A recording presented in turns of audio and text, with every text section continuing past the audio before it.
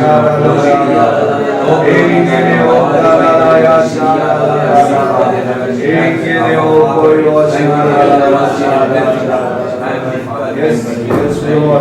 Oh Lord, Mary, our mother. We invite you to be in our midst, O Mother. Yes, Lord. And please, O Mother, intercede Yes, right from the throne of glory with all the angels and saints, so that they all may pray for this very moment, so that we all be filled and be tuned to your Son and to your Spirit, so that we all will be blessed by our Father in heaven tonight. And let the heaven be glorified for this moment, O God, for which we give you praise. We give you glory, Lord. And we make you the Lord of this evening, my God. Praise you, Lord. Let's give you glory, glory, Lord. Hallelujah. Let's give praise to Almighty God. Praise you, Lord. Let's give glory to you, Lord. Hallelujah. Hallelujah. Hallelujah. Yes, Lord. You are the same God yesterday, today, and forever, Lord.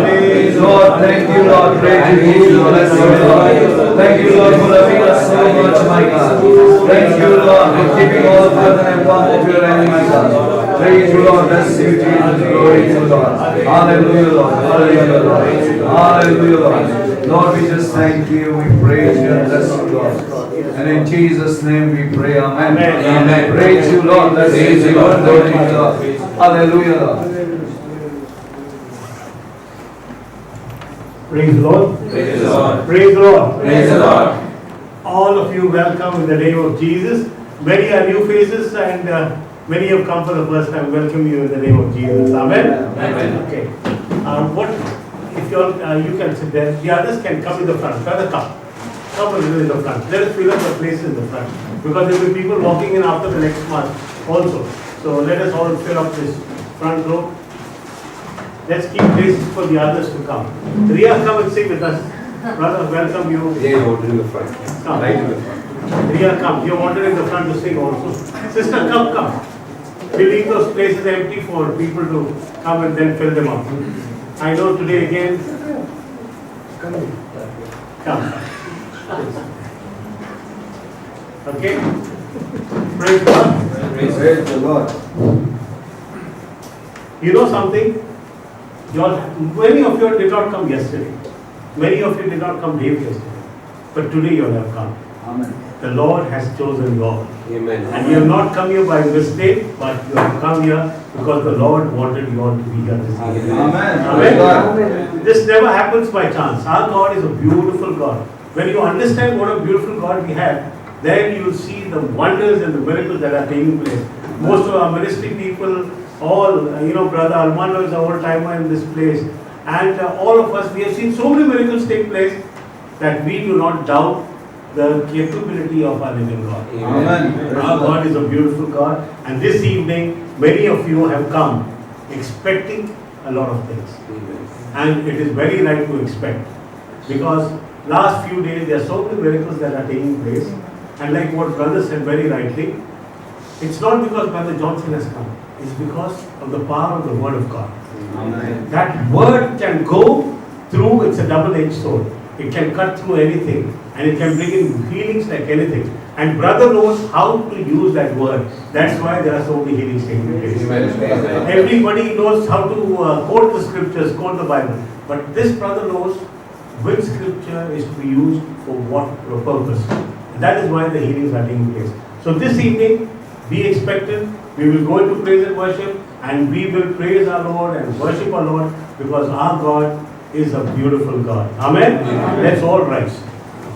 And one thing I'd like to say, brothers and sisters, you all are all here for a reason, because God is beautiful and God expects each one of you all to be beautiful. And He will make you all beautiful tonight. Okay? Amen. Praise God. God bless. Praise God. Praise God. Hallelujah. Hallelujah. In the name of the Father, and of the Son, and of the Holy Spirit. Amen. Amen.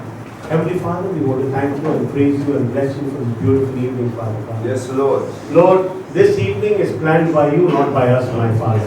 And nothing happens by chance, my Jesus. Lord, even Brother Johnson, who usually flies off on a Saturday night, He's staying back, Father God. Yes. There is a reason, there is a purpose, Father Yes, God, Lord. Yes, which Lord. has been planned by you, my God. Yes, Lord. And we love you and thank you for everything that you have done to so many brothers, so many sisters, so many healings have taken place, Father God.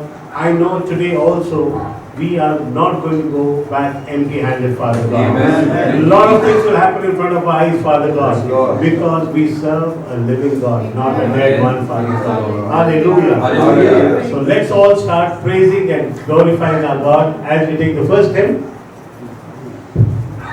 We exalt Him. Brother Renato.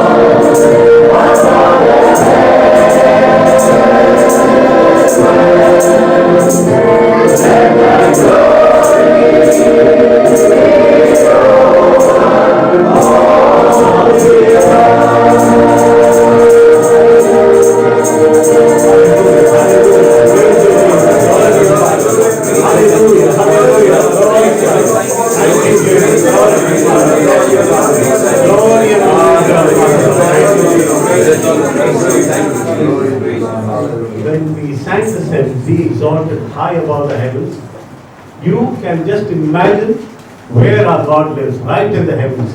There's such a beautiful place, and He's gone ahead to make a place for all of us. Amen. And we should be on a one mission on this earth, is to see that not a single soul goes away. Everyone should be in heaven. Amen? All of us, not only in this room, but everybody in this world should reach heaven. That should be our aim. Amen? Hallelujah. Hallelujah. Jesus, whenever He was going around, He said, be holy, as my Father in heaven is holy. If we cannot be holy, we cannot at all be there in the presence of our good Lord. Let us come this evening and let us just say a small prayer. One of my brothers can say a small prayer, asking God for mercy before we sing this hymn, and we'll ask our God to purify our heart. O most sweet Jesus, Lord and Master and Savior. Yes, Lord. Lord, we are not worthy, O God, this evening to come in this gathering, Lord. Yes, Lord. Make all of us worthy, Lord.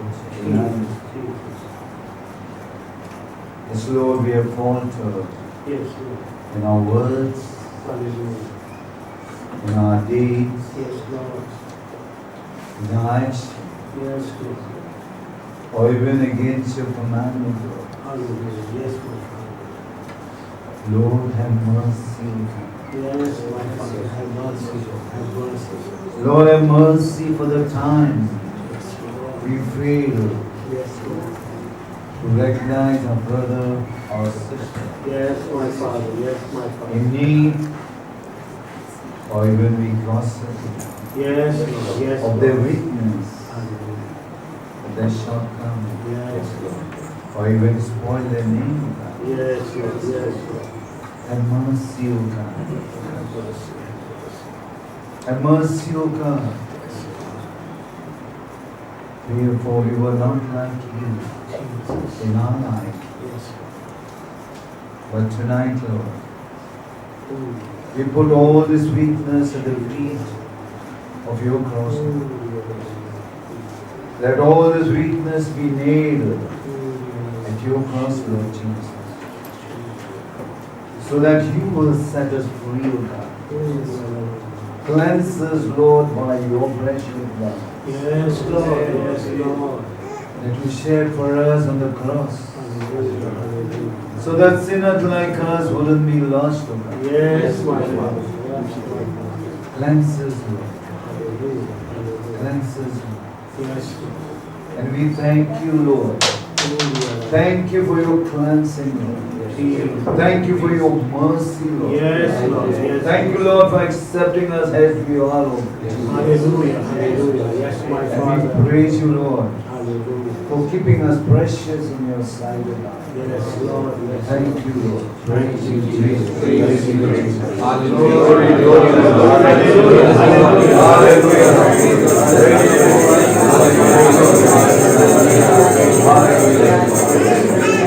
Jesus always said, I have come for the sinners.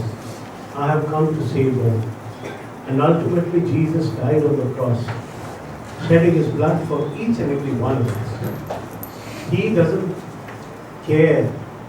The moment you said, I'm sorry, he has accepted you with whatever sin we have committed. Yes, Lord. He doesn't look at how big, how small the sin is.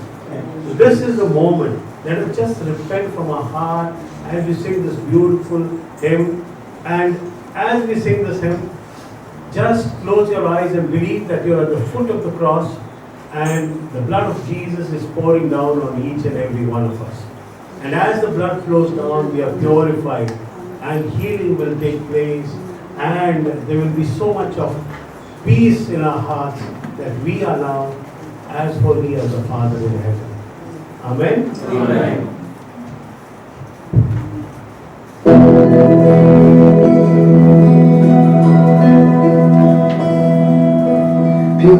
Purify my heart, let me be as gold, and precious silver, purify my heart, let me be as gold, pure gold, refined as fire.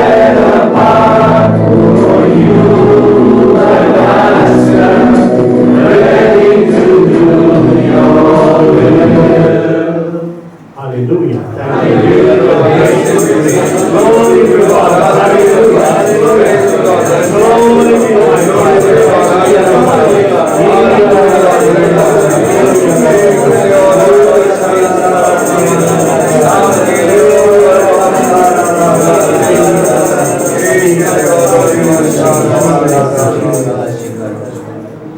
dear brothers and sisters, as we are purified, clean, believe that we have no sin in us at all now, because Jesus Himself has purified us. Now is the time to welcome somebody who is holy, and that is the Holy Spirit. The Holy Spirit is a gift from Jesus to us, saying that the Holy Spirit will be with us 24/7, right next to us. Wherever we go, we just say, Holy Spirit, come with us, and Holy Spirit is there. Jesus says, I will never see that you are alone. I will send you a counselor, I will send you a comforter. And He has kept up His word, because our God never lies at all. He is the truth. He always says, I am the way, the truth, and the life. And that is the beauty of our God. So now what we do is, we welcome the Holy Spirit to fall afresh on us. Because many of us must have come from some tension in the office, or some problem that we are having in our personal lives, or some financial problems. Many things that are really boggling us down. This is the moment, as we welcome the Holy Spirit, just surrender everything to the Holy Spirit and let the Holy Spirit take total control of our lives. Do not hold to yourself. Say, Holy Spirit, take control of my life.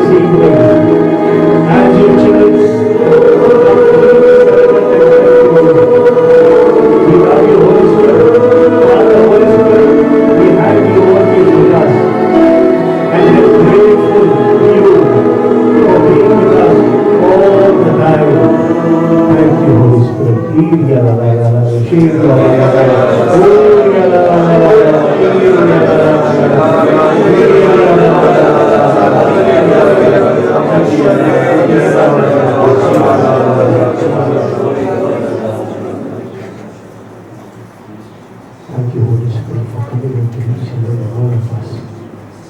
Now the Holy Spirit will take us right into that throne of grace, where our Lord and King sits in all His glory. And this is the time we have to worship. So let us come in reverence to the Lord, the King of Kings, the Lord of Lords. And as we worship Him, let us pour out our hearts to Him. We are there along with His saints and His angels around this beautiful throne. And He's looking down very lovingly down on each and every one of us. We are His children. He loves us so much. And He's so pleased that each one of you has come this evening just to spend time with Him. And so He will definitely bless us in a mighty, mighty way. This is His promise, and He never breaks His promises.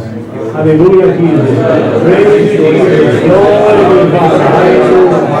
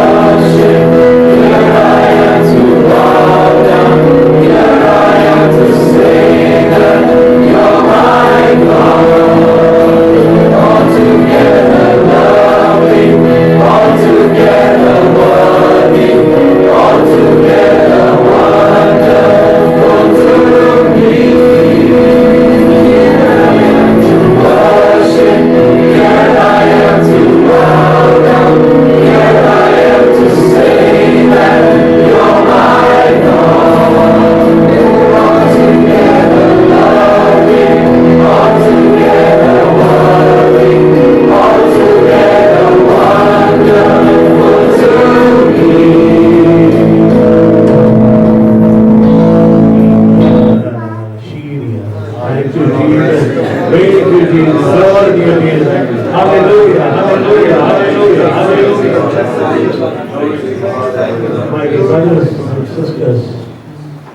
When we look at the cross, there are two things that we can see on the cross. One is the holiness of Jesus, and second is all the sins that has come on him on the cross. It's because of our sins that he was crucified. Let us just worship him in this last hymn of ours and reverently be there at his foot, asking him to bless all of us, each and every one who has come here this evening. And as we worship, he is just looking down lovingly at each and every one of us. enjoy this personal relationship with Jesus as we worship Him.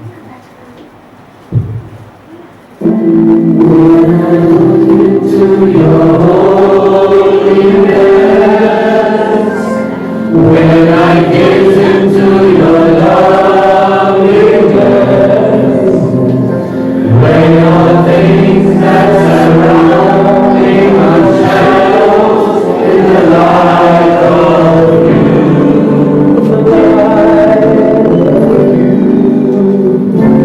when I found the joy of reaching your arms, when my brother comes and throws me your love, when all things that surround me are shadows in the light of you. I worship you. I worship you.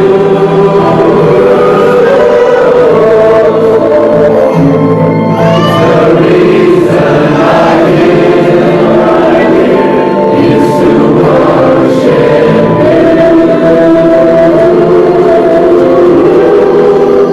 I worship you. I worship you.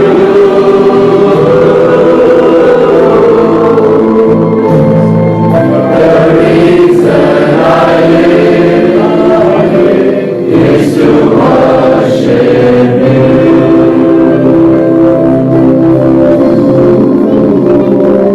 When I look into your holiness,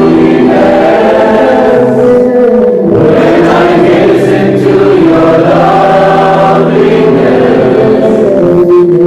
when all things that surround me come shadows in the light of you.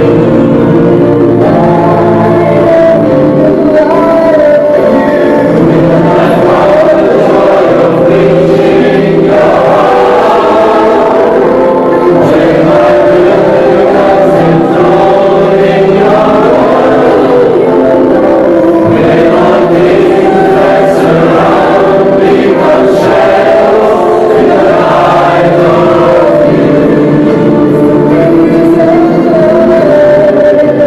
I worship you. I worship you.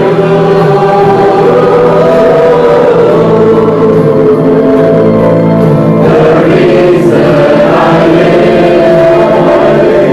is to worship you. I worship you. I worship you.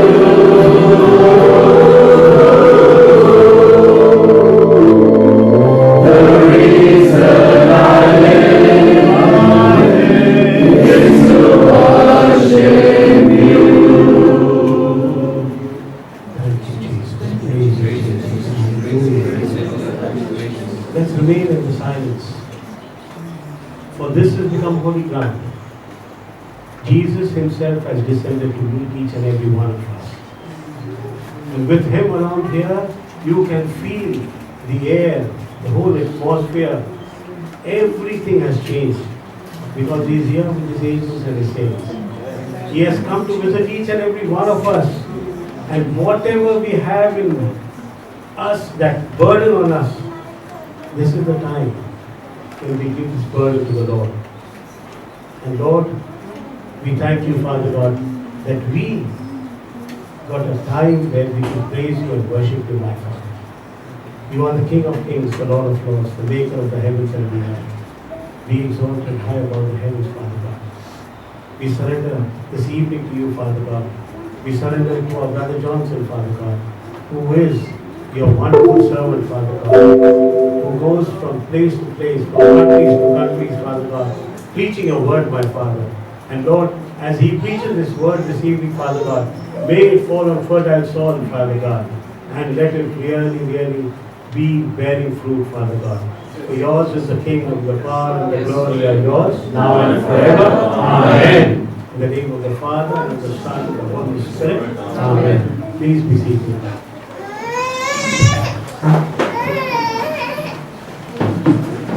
Please come in the front. This place here also. This place this side here. Praise the Lord. Praise the Lord. Oh, we have a packed house again today, all right? Brother, can you just push on to the corner? That's it. The children can go to the next room. We'll put out something for them. Can you take the children to the next room, please? Ah. We welcome our brother Johnson this evening again. We thank him for staying back to preach the word of God. Last 2 days he has been on fire. A lot of things have been happening.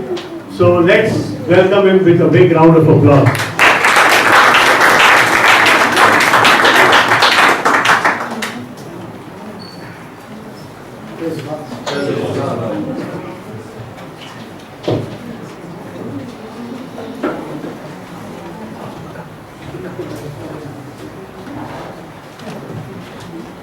Hallelujah. Hallelujah.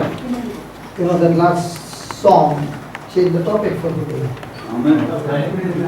I Worship. worship. Amen. Praise God. You know, always the Lord has got a message for all of us.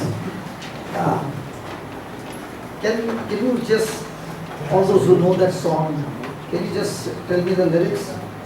When I look into your holiness, when I gaze into your loveliness, when all things that surround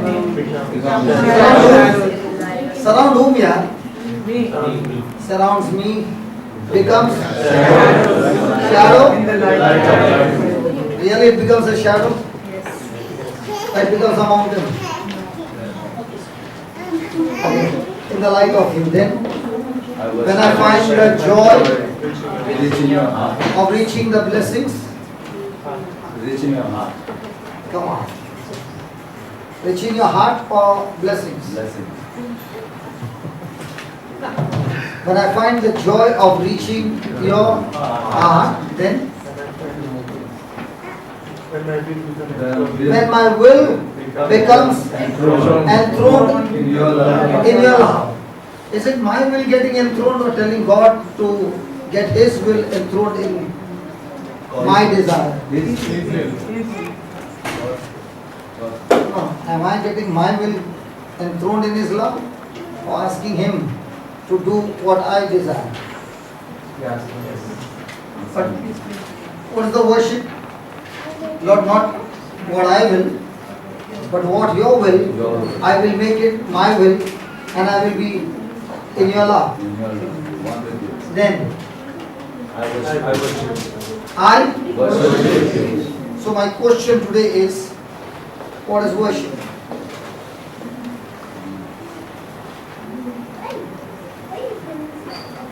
Are you annoyed with me because I keep asking questions? They have a starting problem. Once they start, they won't stop. Okay, brother, you don't have a starting problem, so tell me what is worship?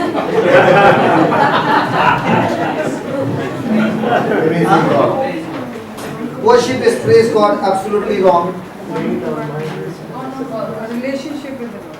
Relationship with God, something more. When was the first time, I'll give a hint, when was the first time the word worship appeared in the Bible? Abraham, very good. When? Okay, let's go there and study today on worship. Praise God. See, before we go there are some people who worship Sachin Tendulkar, some Shah Rukh Khan, some Amitabh Bachchan, some lady's name, Jaya Baduri, Sri Devi. Because our time all old models we don't know. Aishwarya Rai, that one I know. Madhuri Dixit.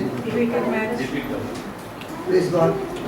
Or some sportsman or somebody or the other. or Michael Jackson. No. I don't know about you, but when I was in college, that time Michael Jackson was on a top hit. And when we used to be in the college, everybody is standing on the road, suddenly one would go.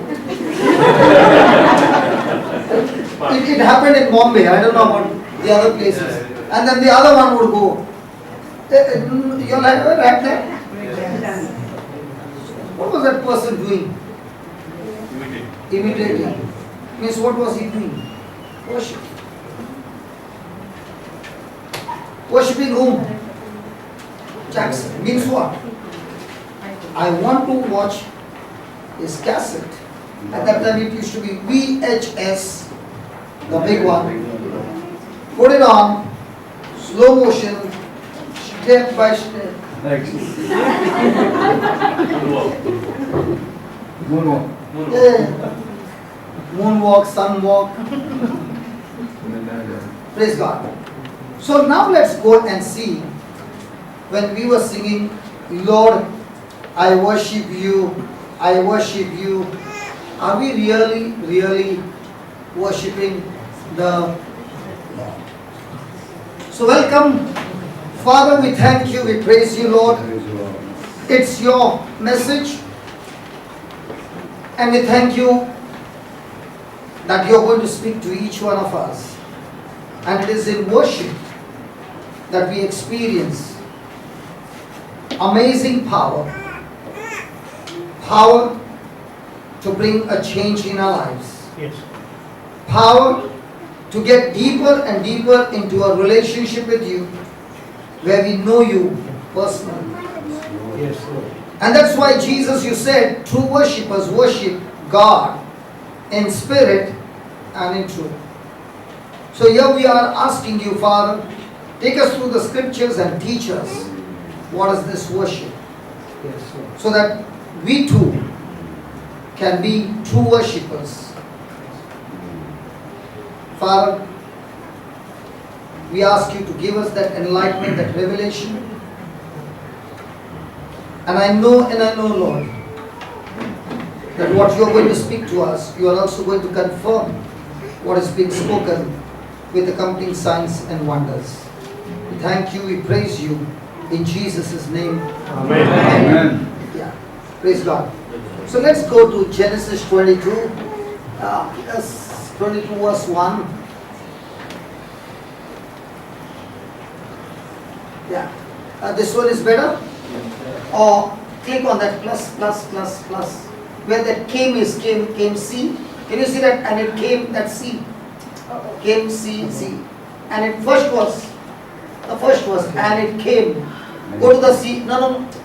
Listen to my instructions. Go to that C. No. Genesis 22:1. It's in red? Yes. Go to that line and the third word is C-A-M-E. Go to that C. Above C. Above C, you can see the plus? Yeah, that's it. Follow the instructions. You get the right destination. Amen. Lesson number 1. Not hearing completely, going and doing. No. We are all learning. No. Do you think I came to know this by birth? No. I was also struggling and I found it. Now if I tell you, make it small. The script is very big. Make it small. The fonts. Where will you click? Click that plus again. There. Good. Make it big. Make it small. Now what happened? When she did it once, twice, she understood. She received a practical knowledge that now next time she sits there, can you make it big? Let's pray. Father, in the name of Jesus, help me to make it big. Hello? No. Now she knows. And what she knows, she's going to put into practice. Result is guaranteed. Right? Okay, let's start.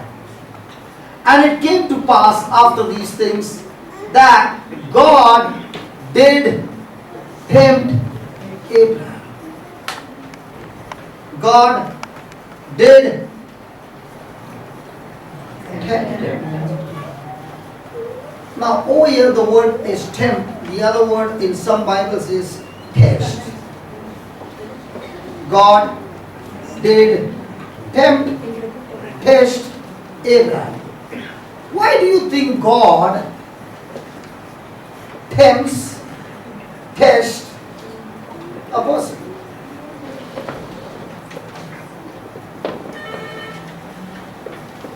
Hello? First of all, have you ever heard the word tempt? Was Jesus tempted? By whom? By the devil. So mostly the word temptation is used when the devil tempts somebody. So what's the meaning of the word tempt?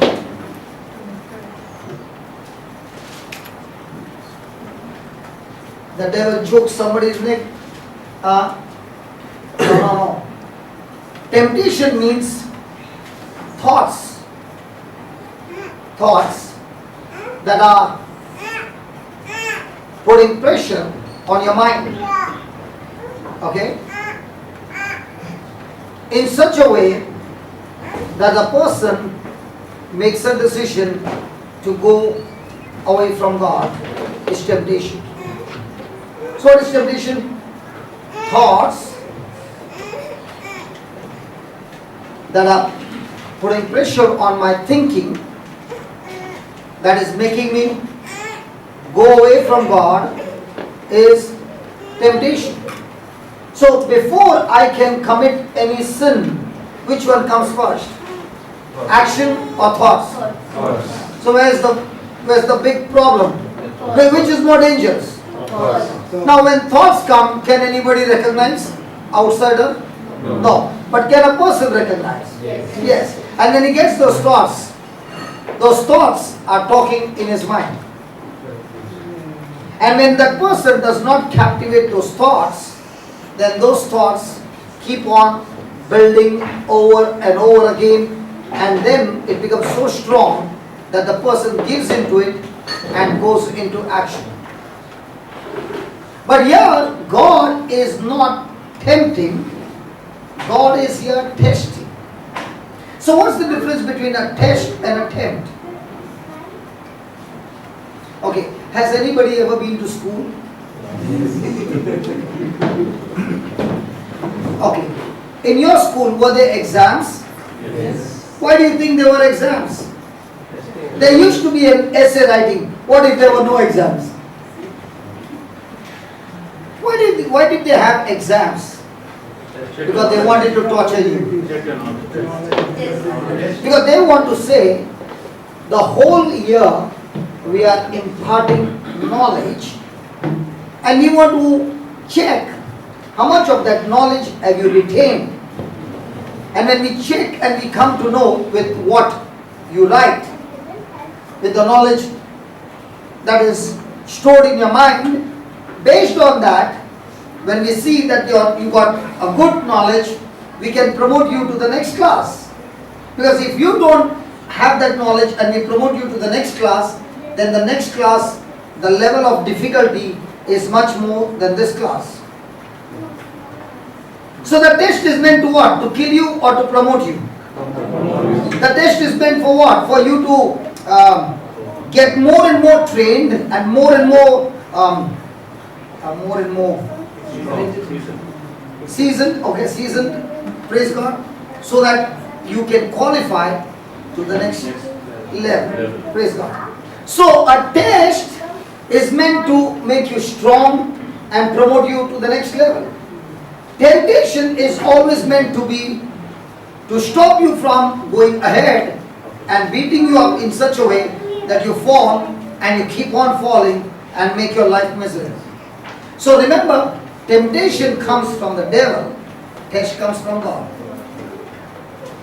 Hallelujah. Hallelujah. So this temptation, that word temptation, tempt Abraham, is not something that God is doing something evil to Abraham. He is testing Abraham of his relationship with him. Praise God. Hallelujah. Hallelujah. And that's what we go through every day in our life, are different kinds of tests, and those tests are not meant to kill us, but make us better and strong. Hallelujah. So when a person is going through a test, it can be seen from the way of Satan using the same test to take you on the wrong side, and God using the same test to build you up and make you an expert with new skills, new talents, new knowledge, and make you stronger than before. Are you following? Yes. When you first walked into the company, the first job of your life, and you entered in, how confident you were. Come on.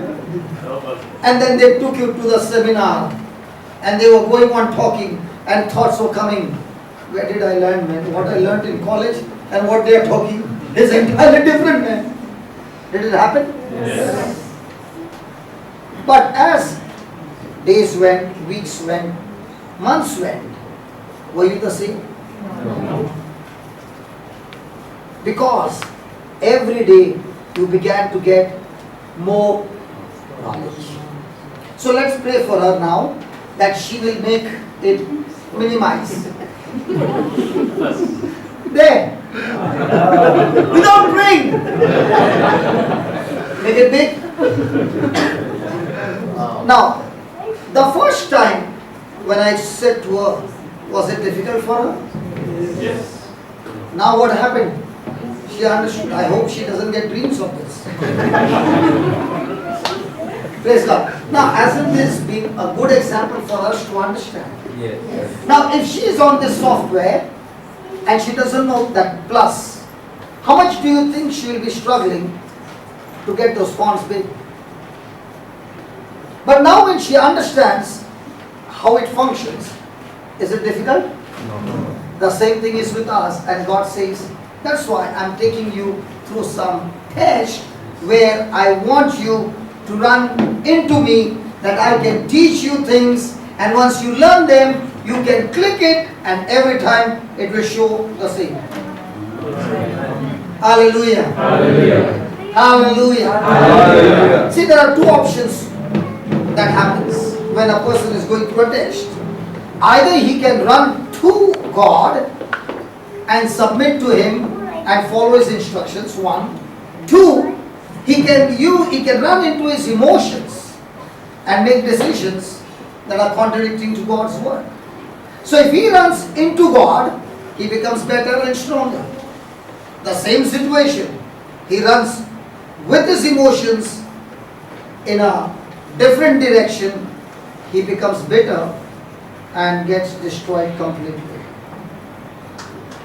And all of us have had faced this music in our life, because at that time we did not know spiritual world, we knew only physical world, and we kept getting beaten up because our enemy is not somebody visible, our enemy is somebody invisible, but we can see his works. Come on.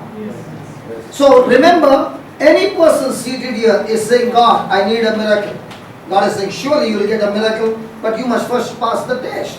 And what's the test? Follow my instructions. When I was speaking to her, was she following my instructions, or was she following her own mind? She might be saying, why did I sit to you? Don't worry, everybody who sits here is on a hot seat.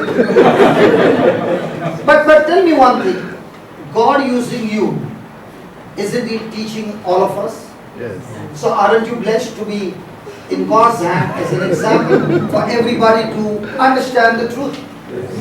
Come on. Yes, praise God.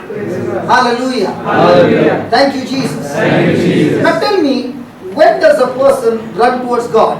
When everything is fine, or when everything is gone crazy? Praise God. So when everything is gone crazy, tell me honestly, before we came to know the Word of God, would we run towards God or run towards people and ask their advices? And those who are giving us advice, did they give us advice from the Bible, or did they give us advice from the world? And when you got those advices, praise God, your problem was solved. Sometime, you know, brother, you know what? Sometime was a cover up on the outside, but inside everything was getting destroyed. I met a person on the phone, and they had a problem in their marriage. Okay, and the boy kept saying, everything is going to happen good. Okay, God is with us. Praise the Lord. Hallelujah. And then he said, let our parents sit together and let's have a discussion and things will be sorted out. Okay. Now I want to ask you, the boy and a girl, parents are there. The boy's parents will sign up whom? The boy or the girl? By default. The girl's parents will sign whom? The girl, by default. Now when parents do that, do you think the result is going to be God's result or a emotional, carnal decision?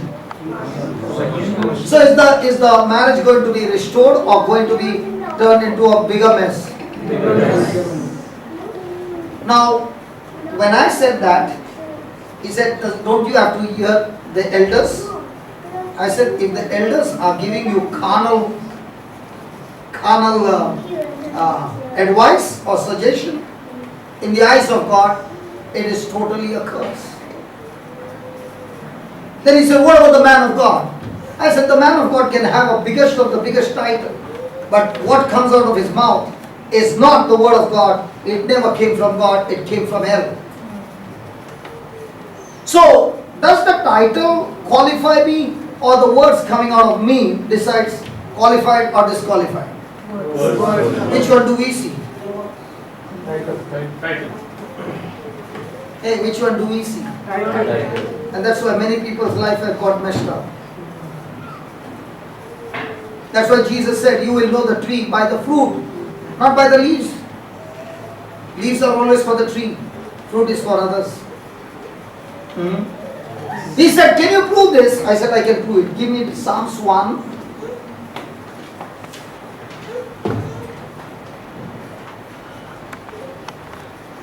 Verse 1. Blessed is the man that walks not in the counsel of the... Who is a godly man? The preacher. Very good. Who is a godly man? The man who goes to church every day. Very good. Who is a godly man? Who says his prayers every day? You know, many a times I hear that. You know, brother, I've been praying very hard every day and nothing happened. I'm angry with God. Did God say because you prayed every day things will happen? An example. A student appeared for the exam, did not study, and when the question paper came, wrote only 30 marks question. And mama and papa are fasting and praying that my baby gets 90%. Praise God. Now God is going to do the magic. And then the baby gets only 20. What I went for that retreat? Not 1, 5. Does that qualify? No. Did Jesus say the one who hears my word and prays is a wise man who built a house on the rock? Or did he say the person who hears my word and does what my word says? So which one are we thinking that we qualify? Praying or doing? Hey, what is our mindset saying? Praying or doing? And God says praying does not qualify you. Doing qualifies you. So you mean to say I should not pray? My prayer is the one that gives me the strength to do. So what is prayer.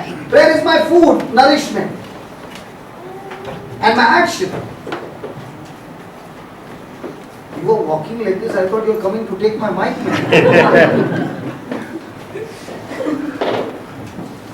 Hallelujah. Hallelujah. So the families sit together and their thinking is my son, the other one, my daughter. So is it going to be the third empire or the corrupted empire? Hello? But if they sit and say, let's look at the third empire, what he says, the word of God, can things be sorted out? Yes. So how many of us make our life governed by the third empire, and how many of us are governed by our emotions?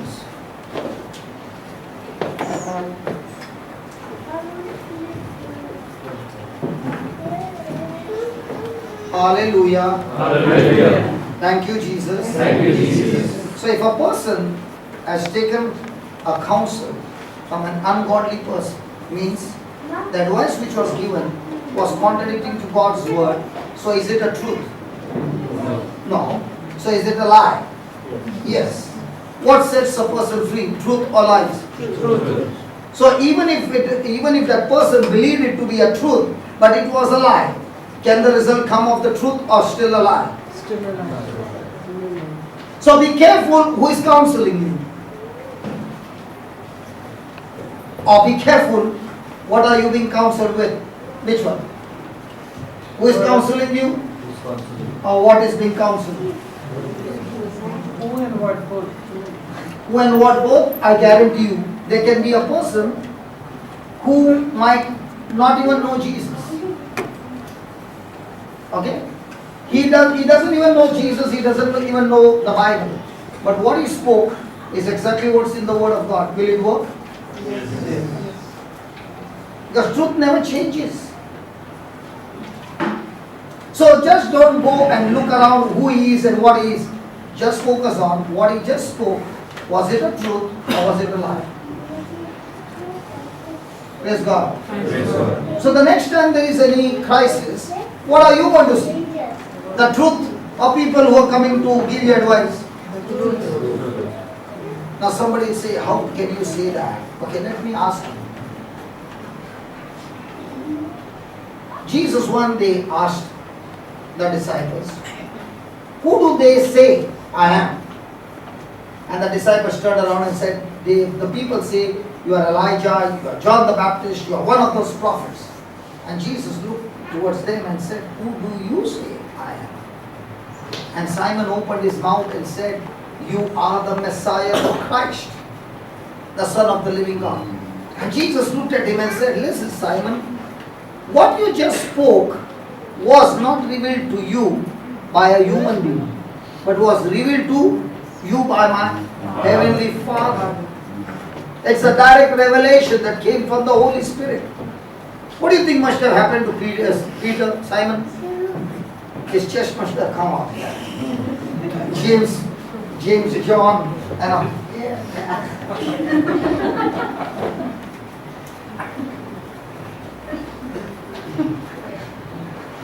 And then Jesus continues and Jesus says, Simon, son of Bar-Jonah, what was revealed to you was not with flesh and blood, but revealed to you by my Father. And on this rock, I will build my church. 5-6 scriptures down, Jesus saying, I'm going to Jerusalem. And I'm going to be handed over to the authorities where they're going to crucify me. And I'm going to be put to death. What does Simon open his mouth and say? I will not allow you to go there. And what does Jesus say? How can Peter make an error, man? If Peter can make an error right where Jesus is, can we all make errors? Yes. So can a person with a big title also make an error? Yes. But can the word of God ever make an error? No. So when somebody is showing you something, am I supposed to go and look into the scripture? Yes. Hallelujah. Hallelujah. So just put that again. Genesis 22. You know, when I spoke these words to this brother who was speaking, I said, my friend, what do you think? What kind of advice will come from your parents? Just think about this crisis that is happening. How many times you knew you were wrong, but your parents gave you were right? You say, yeah. So when you were wrong and parents said right, in the eyes of God, is it right? And if it was wrong, is it going to bring the result which is going to be wrong?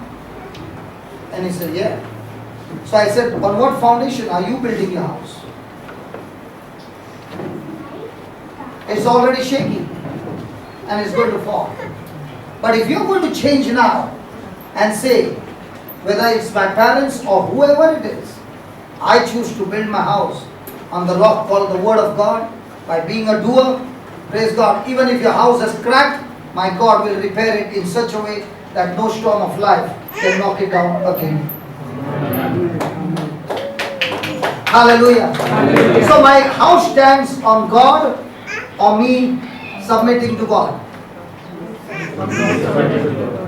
So where's my house standing on? My decision, God's decision, or people's decision? God's decision. Huh? God's decision. Who said God's decision? God's decision or my decision? See, if I'm not submitting to God's word, will it work? So whose decision? But all these years, what have we learned? We've been taking our decision. All these years, we have learned, I do what I want and then I go to the mechanic, the creator, and say, repair it. He says, okay, I repair it. He gives you the car in the morning, after 5 minutes you come and bang again with your wrong decisions. He said, never mind, I'll repair it again. How many times are we banging every day? Many times. But the creator says, doesn't matter, I can still repair it. So how much time do you drive, repair car, and how many times we keep on banging? Hello? Yes, many times. So where's the problem? With us. Good. Once I understand the problem is with me, now can I change? Yes. Hey, can I Yes. change? Yes. So am I supposed to take responsibility of my change, or is my prayer all the time, God change him? No, myself, responsibility. Hey, come on. Most of the time, what is our prayer? God change him. And God is saying, no. I put him in your life so that through him and through that pressure, I can change you. Thank you, Jesus. Hallelujah. Praise the Lord. Why did I come today? Because it was very nice as long as I put the ball in God's court. Because God is responsible. And this man is teaching me, I am responsible. Praise God. Praise God. So, God did tempt Abraham. God did tempt Abraham. Now, is temptation good? Yes. Who said yes? Let me pray for you. And let's all stretch a hand towards that person who said temptation is good. Listen. Let's go to James chapter 1:12 and see what does temptation really do. James chapter. Down. You're still in the world. Come down. Yeah. Neighbor of Hebrews, man. 1, 12. They're doing fantastic. Praise God. Blessed is the man that tries in temptation. Blessed is the man that cries in temptation. That sends WhatsApp messages to everybody. Pray for me. Blessed is that man. Come on. You know what I say?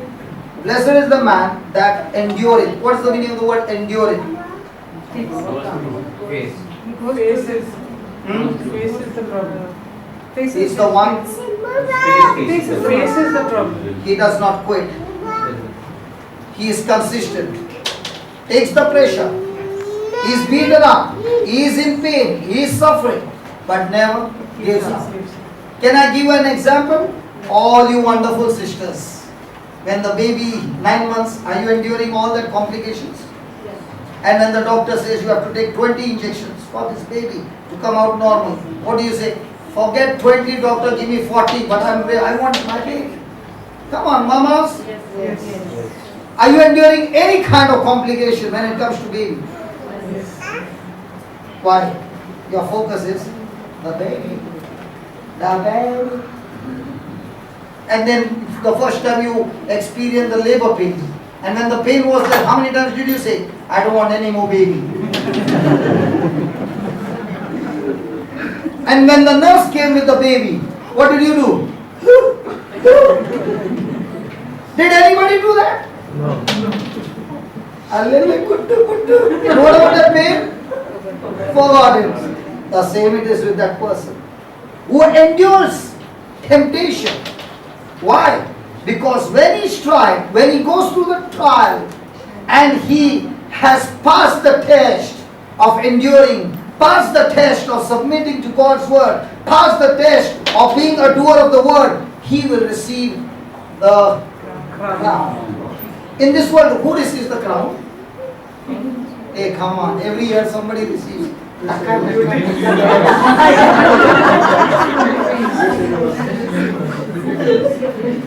And how long they require? That crown is for? And for that, how much clothes they have to wear?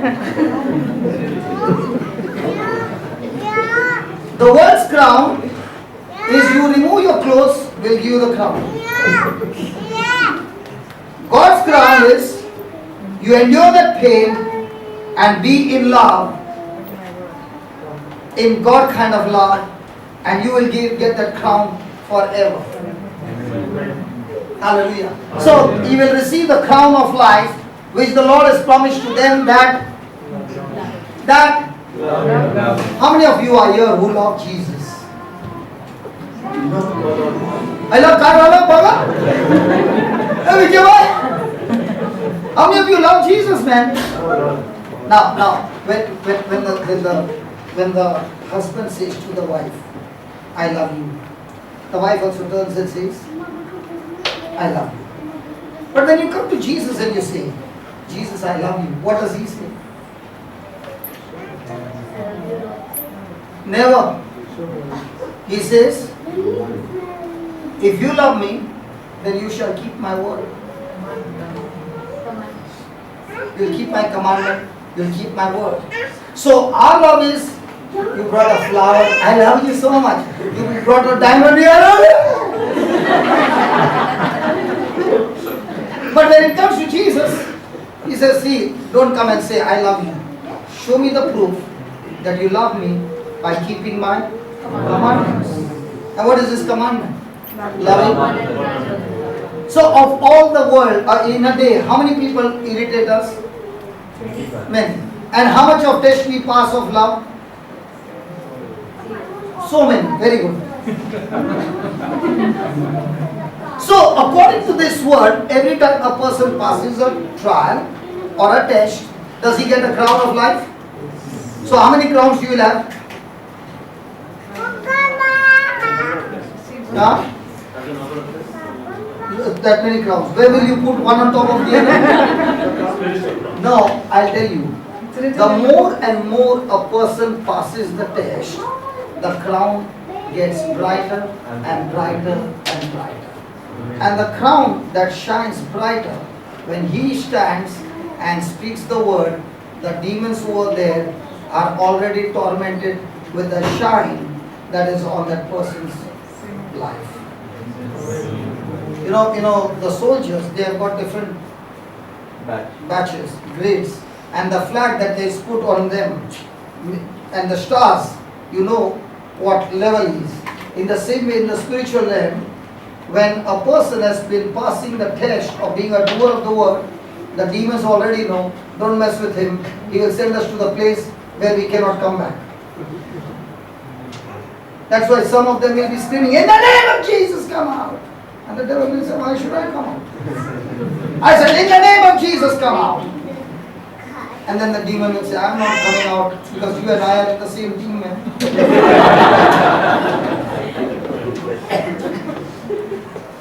Hallelujah. Hallelujah.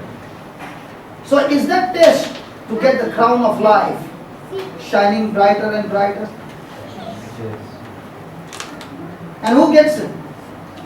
Who endures, does not quit, goes it. And in that endurance, is he going to build up his spiritual muscles? Yes. Have you ever seen a bodybuilder? Have you seen the kind of endurance of lifting up those weights? Is it going to be painful? Hard work? But is he still doing it? Because he wants to build up his muscles. So what is the test going to do? Build up your muscles. But the same person you saw and you went and picked up the dumbbell. Has anybody ever been in a gym? Joined a gym? Yeah, bundle, okay. Never gone to the gym, brother? दिखता ही है, देखना जरूर. Okay. Do you remember the first day you were skinny? Yes. Yeah. And you went there and you were picking up the small one. At that time, the ones who are big ones will come at the side, the big mirror. and you will be looking at him. Correct? After he went, you also picked up the big one. Not that big, little bigger than that. The instructor told you only 10 pounds or 5 pounds. Now you are picking up 10 pounds. And he said only do 5. You are doing, because you saw no. So you did 10 and you did about 10 sets. Now you are also looking. Anything coming? No. Next day morning, hand moving?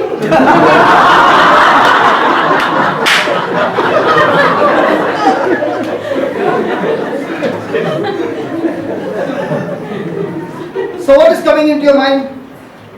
This is not meant for me. But you are going with your friend and your friend says it doesn't matter, you come. And with that painful hand, you are still doing it. After 1 week, does it pain anymore? No. After 6 months, No. do you need to go and tell everybody, I go to the gym? No. Your very posture shows that you are going to the gym. Now, how many of you believe I go to the gym?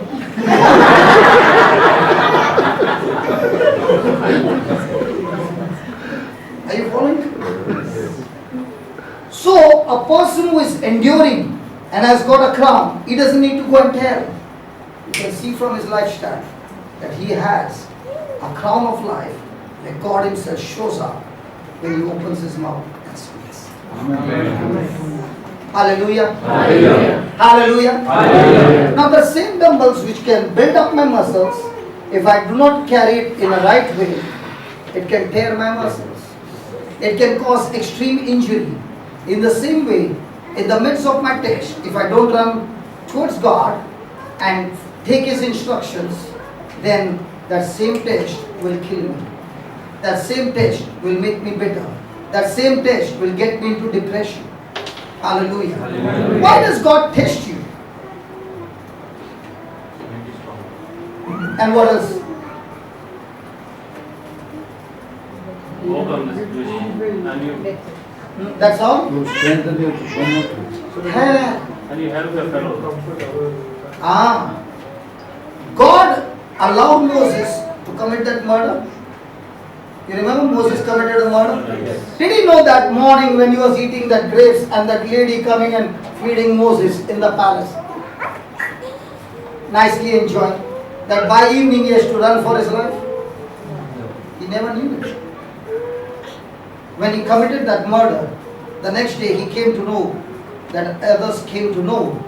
And now he began to think, if Pharaoh comes to know he's going to kill me, where is he running? He can't remain in Egypt. He has to run into the desert. Where was he trained? In Egypt or in the desert? He was only trained to survive as a soldier, as a warrior in Egypt. But now he's running in a direction where he has no training at all. Did God save him in the desert? Yes. Did God take him to the other side of the desert? Did God get him connected to the right person?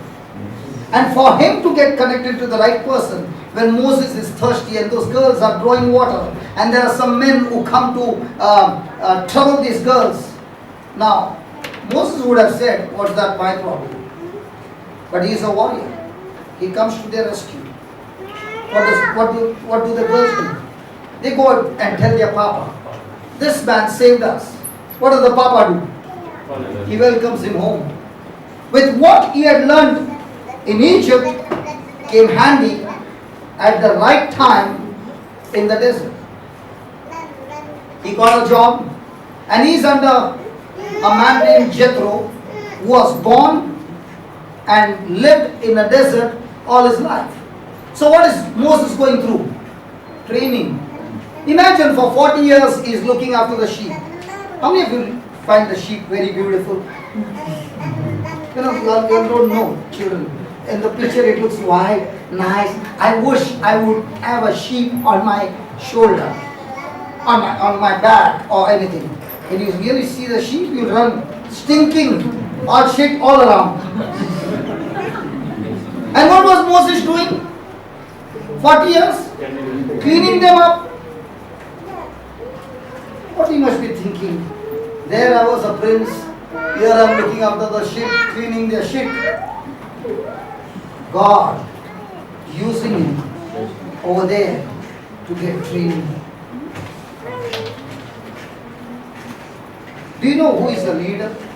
A leader is the one who goes through test and training under the Word of God. And when the training is done through the Word of God, then he uses strategies from the Bible, he becomes a successful leader. But if a person has not got trained in the Bible and is using now strategies of the world, he becomes an unsuccessful leader. And to get us to become a good leader, God has to take us through the training. Now, he's 40 years trained in the palace, he's 40 years trained in the desert. And now God says, come on, your training is up, let's get on to the job. And what is his job? Moses did not even know that his life was not meant for him. His life was meant to get the slaves out of Egypt.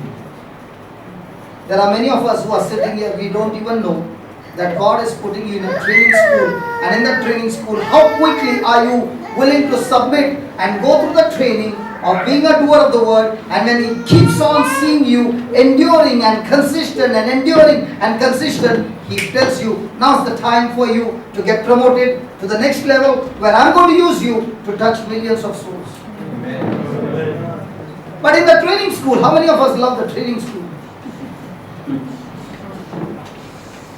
We say, God, don't put me in the training school where there is so much of endurance. Lord, put me directly. Give me some strategies that I can go and do it. And he says, see, listen, if I give you those strategies and you're not trained, you'll blow it up, might go and commit suicide. So is the test a necessity? Yes. And that's why when Moses brought the people out of Egypt, he could tell the people, hey, listen, I've lived in this desert for 40 years. I know where to get water. I know the route. I know how to. And how did God teach him? Because God was teaching him through the sheep. And he had to learn how to lead the sheep to the green pastures where there is water. God's way of teaching us is not our conventional way. God has got different ways of teaching. In my life, I used to be, I'm a graduate, by the way. Many times people don't believe, praise God, I'm a graduate. How I became, I don't know. Praise God. And then I'm a BCom graduate, but never wanted to, never had any interest in accounts. I always have interest in machine. When my hand becomes black, I'm excited. So with my bad habits, my father was fed up with me. So right from the first year of my degree, he would take me to the factory. So having seen that this fellow is a mess, he put me on a truck and I was a truck driver for 5 years.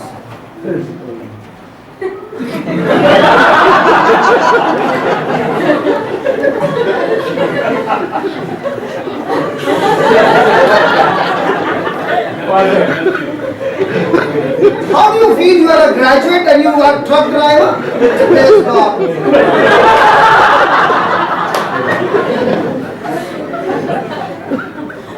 Ashok भाई देखो कैसा बात कर रहे हैं। मुंबई गए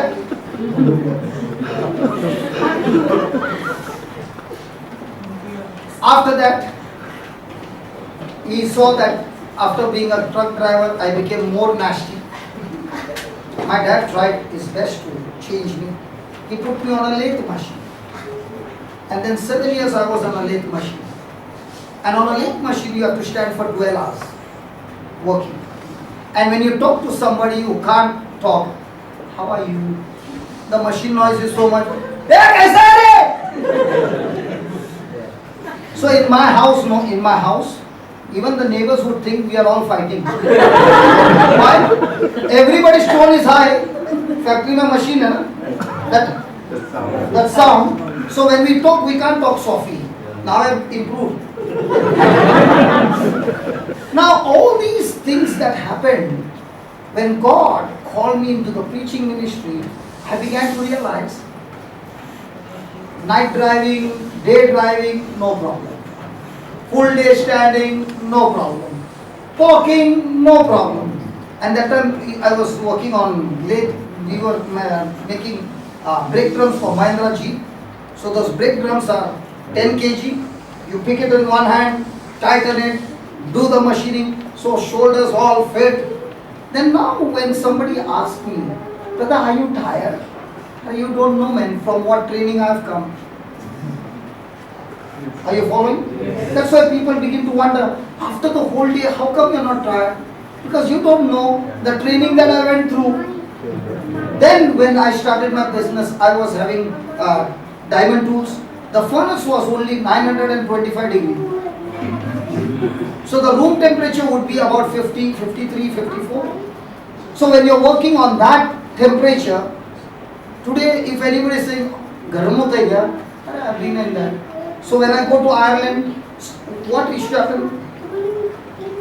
1 hour, 10 minutes would be the process where I don't have to be in that room. So I'm in the AC room. When the process is of 12 minutes, I have to come out from AC room to 53 degree. So how does it, when you're coming from chill to that temperature? In 12 minutes, all shirt, everything sweaty. And then when the process is over, go back into the AC room. Now if it is 18 degree, my body will sense how much? 2 degree, 3 degree, because I'm coming from extreme heat. So when I go to Ireland, they begin to wonder, yeah, ऐसे ही जाते हैं यार 3 degree 4 degree में कुछ नहीं होता है. तो ट्रेनिंग हुआ है हमारा पहले का. Are you following? Yes. Any climate, no problem. Eating food on the streets of Bombay, Bhayandar में नीचे गटर ऊपर वड़ा पाव बना रहा है. नहीं है? Immune system तगड़ा. Now anything you put, चक्की पूरा पीस के भागेगा.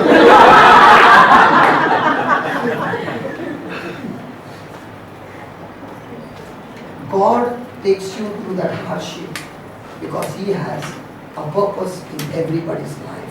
But the question is, are you ready to submit to Him, endure it, or give up? Our way of thinking is, I must be comfortable. No matter how much uncomfortable I am, but I am going to be with the Lord and go through this process and get myself trained. Because that training is not for me, the training is for the future of God who has got a purpose to touch so many lives. But how many people, now for example, I was looking who is playing the organ, then I'm wondering, then I began to realize it's from there. Okay. Now there's a person who is playing a guitar, and you look at that person and you see, even I want to play the guitar. And you go to that person and that person says, okay, come, I'll teach you. I'm a Christian, I won't take you any fees. Come on, bring a guitar. And then he tells you, press. The first day he teaches you, trom, trom, trom, trom, trom, trom. The whole day what you're doing? And what's happening to your finger? Bleeding. Next day you want to come? So, nothing in this life. Anybody graduate? Nobody. Anybody 10th pass? 10th pass. Acha, those who have become graduate, how many years it took you to get that certificate? 5 What 5 years? पहले का 10 कौन गिनेगा? 15 years of patience, going every day. And what if you had to quit? Would you get that? Look into your life. Nothing in this life can a person achieve without endurance. A person who fails to endure can never reach the finishing line. And what's the devil going to do? He's going to beat you in that game where he's going to get you into impatience and you say, I don't want to go any further, I quit. And when a person quits, the person has gone out of God's purpose. Did Moses have any choice to quit? Yes. He had a choice to quit. How he could have leave the job of Jethro? He remained there 40 years. Every day, his God called him. Might be you are saying, every day I am praying those scriptures, brother. Every day I am obeying. Every day I am submitting. How long, Lord? How long? Everybody is taking advantage of me. Get through the training. Let them take advantage. A time is coming when God says, now you are good. Now you are not reacting. Now you are responding. No matter what people do to you, you still respond with love. You are chosen. Now let's get into the job. Because now when I give you a promotion, previously there were only 2 people troubling you. When I give you a promotion, how many people will trouble you? Anybody got promotion? Office में किसी को promotion नहीं? When promotion comes, responsibility comes. Yes. More enemies, Yes. more stress, Yes. more training, Yes. and if you don't keep your cool.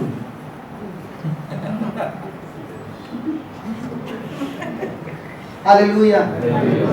Thank you, Jesus. Thank you, Jesus. So God tested Abraham for a reason. Praise God. Let's go back to Genesis. Not there. Cancel. Yeah. Go. That book is there. The next window. The next one. No, not that one. Takak. Aya na? Go back to James. Hey, James, forward. Yeah. Takak. When you follow the instruction, isn't it so easy? Yes. As I should have gone to the book. How many of us go the long way if we follow the instructions? Can you touch your neighbor and say, please follow the instruction from the Bible? Life will become easy.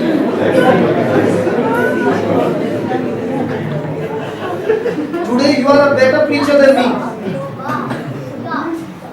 Praise God. Okay. Go back to Genesis. See? The same will happen to you when you follow the instructions. Wow! So many years I was doing something else and telling everybody, pray for me, but I was doing something else. Imagine, every day you are preparing coffee and putting salt. And telling everybody, pray for me that one day my coffee will become sweet. Then you came for one cooking class. And they said that white powder, no, that is salt. I will show you another white powder, looking same to same, but it is sugar. So he gave you the packet of sugar, and you went home, prepared the coffee. But which one will you do? Habit or new thing? Habit. So now what went? Salt. Now you come back and say it did not work. Why it did not work? Habit. Which one is easy? Doing new thing or habit? New thing is easy. So Word of God is challenging us. If you want any change in us, what is the change that I do? And that change in us will always be proportionate to the change that I've taken in my life. If I change in my thinking, in my action, that will definitely bring a change in my life. Amen? Amen. Okay. And it came to pass after these things that God did tempt Abraham and said to him, Abraham. And he said, behold, here I am. Behold, here I am. Now, did Abraham have a relationship with God? Yes. How many years? What do you think now in this passage, how many years relationship with God? 18 years? पहले तो 25. No, between God and him. See, he got a child at 100. God promised him at 75, 25, and he is a small son, right? He's a small or big son? Big. Religion class में तो छोटा लड़का दिखाते हैं. But as soon as he passes the test, Isaac gets a woman to get married. So is he marriageable age? In those days, 17, 18?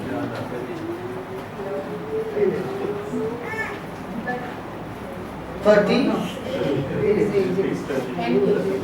Huh? 20. That time, you ask some great grandmothers what age they got married? 20. नहीं वो child marriage नहीं. ये इसका बात कर रहा है. 15, 16. Yes. Correct. So many years of relationship. That is why what is he able to do? Hear his voice. Had Abraham experienced God's glory in his life? Had God done impossible things to him? Come on. Yes. And now God is giving him instruction of his life. Watch what he says. And he said, and God said, take. No, take after 1 year. Take. Now. Say that now. Now. Every promise of God is a now. Now. It's now. But what do we want to do? Say tomorrow. Aram se. Take now your neighbor's son.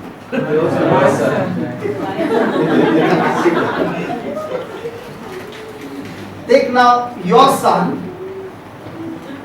your only son, Isaac, whom you love, and get thee into the land of Moab, and offer him there for a burnt offering upon one of the mountains which I told you. I will tell you. Praise God. An instruction like this, what should Abraham say? God is a loving God. How can you ask for this? Come on. And what is he asking from Abraham? The one for which he was longing for so many years, and God is asking him the best. Praise God. Now, had God made a covenant with Abraham? Yes. So what's the meaning of the word covenant? Covenant.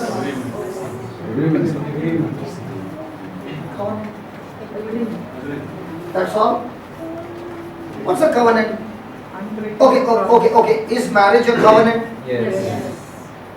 So is marriage a covenant, and is it a partnership? No.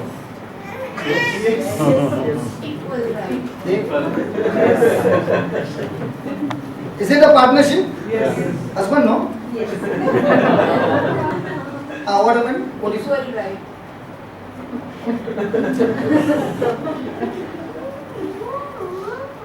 Covenant is never a partnership. In a partnership, each one has his own rights. In a covenant, the person gives up his right. Example. When there is a covenant, the parties become one. Example. A man gets married to a woman. Okay? They became one flesh, and that's why the woman leaves her surname and takes the husband's surname. And because it's a covenant, the covenant says, what is mine is now yours, and what is yours is mine. Okay? Let's say we go into a partnership. You got one company, I got 5 companies. Can you see your 5s are mine? Are you understanding? Is the wife, when she gets married, the first day goes home and says, excuse me, can I use your washroom? To the husband. Does she have right? Yes. Towards everything. Praise God. So they become one. Why does a person make a covenant? What is the purpose of a covenant? God had a covenant with Abraham. What was the purpose of a covenant? देख connect. बोल Hallelujah. During the time of Abraham, the covenant was made for a purpose, and the purpose was to take away the weakness. Example, your surname is what? D'Souza. So D'Souza is a farmer. He is excellent in farming, but every time the harvest is coming, thieves come and take his harvest. He is not fit enough to protect his harvest. So he comes to Sequeira. Sequeira is not an excellent farmer, but Sequeira is a soldier. So he comes and says, I want to make a covenant with you. You protect my harvest with your strength, and where you are weak, I will give you food grains. Are you following? Yes. And then they would seal it with the blood, and this covenant could not be broken. So here is God making a covenant with Abraham. So in a covenant, what I have done, he also has to do. So if God is demanding Abraham his son, then according to the covenant, then God also has to sacrifice his son. Are you following? Yes. When it comes to partnership, partnership is always going to safeguard his own rights. But in a covenant, a person gives up his rights. And that's why in marriage, what do we say? In partnership, what do we say? In good times, I'm with you. Labda hua, main ja raha hai. Yes. Come on. Yes. Correct? Yes. In marriage, what do we say? Good times. In good times, I am with you.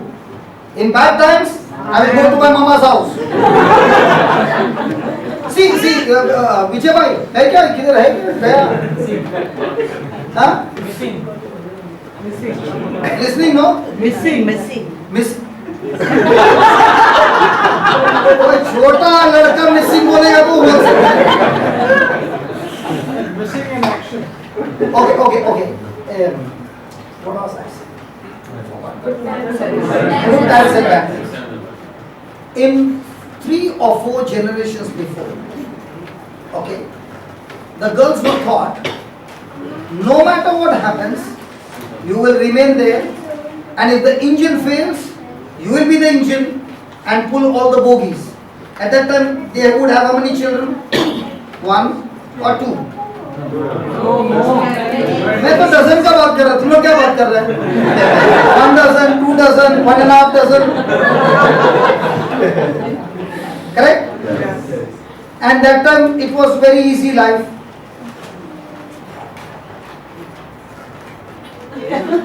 All tough life. Correct? How come they would pull when the engine would fail? The mama, the great grandma, would not give up and should bring all those children in the right path. Not 1, 2, 14, 15 and 17. Correct? Yes. But how come in today's world, honeymoon पे ही बोलते हैं मैं घर पे आ रहा है? Because the world is teaching now, this generation, how can you be extreme selfish? Today the covenant that is made is, what is my benefit? As long as I get my benefit, I am in the covenant. If my benefits are not satisfied, I'm going home. Right? Hello? Yes. Praise God. Hallelujah. Hallelujah. That's why during the marriage time, what do we say? In good times, I'm with you. And in bad times, I'm with you. In health, I'm with you. In sickness, I'm with you. Shadi ho gaya. Then,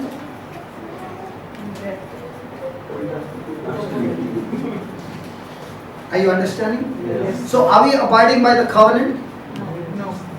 Now when it comes to Abraham, he knows about the covenant. Praise God. And based on that covenant, God is saying, okay, your son is my son. So I want you to offer your son as a sacrifice. Now what is Abraham going to do? He's saying, yes, I'm ready. Now watch what happens. Okay, the last one. For offering there for a burnt offering upon one of the mountains, which I will. Now did God say the mountain that I told you? Has he given him the final spot? No. Now what is that land of Moriah? I think it is 2 Chronicles 20. Not 2 Chronicles 20. 2 Chronicles 3. 1 minute, I will just give you.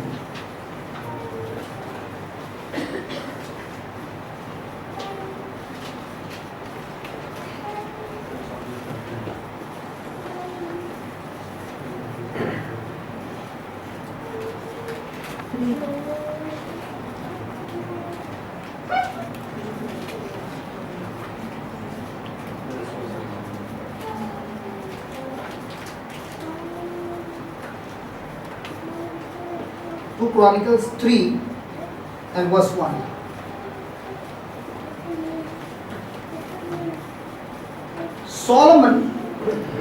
Solomon began to build the house of the Lord at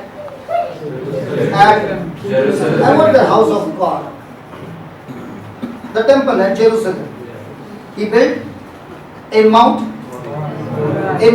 Moriah. where the Lord appeared unto David his father in the place that David had prepared in the threshing floor of Ornan the Jebusite. So where was the temple of Jerusalem built on? The land of? Moriah. And where was Jesus crucified? Outside the gate of the temple. So where is Jesus crucified? On the same spot where God is asking Abraham to offer his son as a sacrifice. Are you following? Yes. Okay, let's go back to Genesis 22. Now, which I will tell you, very, very important, which I will tell you. God gave Joseph a dream, you remember? God gave Joseph a dream. Did God say that you will be sold as a slave, then you will be going into the prison, and then one day you will be serving the prisoners, and then one day the prisoner will help you to get into the palace, and then the king will have a problem, and you will interpret the dream, and then you will become a governor? Did God give him all those steps? God gave him only one thing: I will make you. God is also saying here to Abraham, which I will Tell you. Now, if we are going through the test, has God spoken through the prophet Jeremiah that God has got plans for our welfare and not for our destruction? Yes. Yes. Do we believe that scripture? Yes. But before that can happen, welfare, am I supposed to go through the training which looks not welfare, extreme negative situations? Yes. And when those negative situations are going on, are you saying to yourself, I'm just work in progress? Or are you saying to yourself, everything is coming against me, I need to quit, I need to take my own actions and get going in my emotions? Are you following? Yes. Have you ever seen a construction here? Yes. Do they first dig a hole or they start building up? The deeper the hole, the taller the building. Yeah? In the same way, when God is in a building business with us, before He can get you to the destination that is so high, He has to dig you deep down, and in that deep down digging, He is going to strip you of all the fleshy things, so that once it is done, the foundation is laid on the Word of God. Now He can build you floor by floor.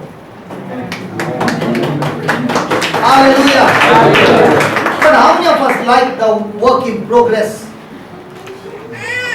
Wherever there is work in progress, they're right there. Sorry for the... So if anybody has problem with me, I'm work in progress, sorry for the inconvenience. But just wait for some more time.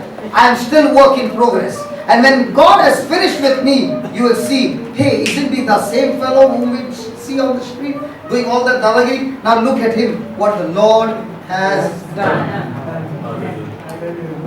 But are you going to quit when the dadagiri means fighting?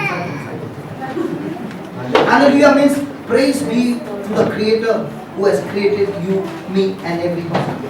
And the angels sing day and night. Hallelujah.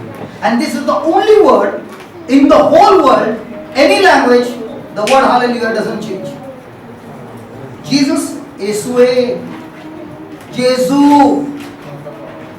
Different words for Jesus. Mary, Mariam, hallelujah. In any language, the word hallelujah remains the same. Because hallelujah is a word from heaven. It's angels singing hallelujah. Okay, where are we? I will tell you. I will tell you. So is God going to give you the final destination with all the steps? No. But in every test, every step, the question is, are you going to turn God's way or are you going to turn your way? Hey, Dubai is the best example to give. Okay, listen. On the street, when you're going, there are some green boards. E10, E12, all those things. I've seen it. I've seen it with my eyes. Okay. Then exit, before the exit, some 1 kilometer, they put the board, right? Okay, 500 meters, right. Okay. You did not follow the instruction. So, where you take a U-turn? India में रहेगा तो उसके ऊपर चढ़ा के Dubai में कैसा रहेगा? And if you are in Sharjah traffic, how many hours now? Turn around. Now the same thing God is saying. When we are in work in progress, be extremely vigilant to follow His instructions. Otherwise, you will be going on the traffic for more and more time, irritated. Has anybody ever missed an exit? Yes. So you know what it is. Fuel problem. Yes. U-turn problem, time.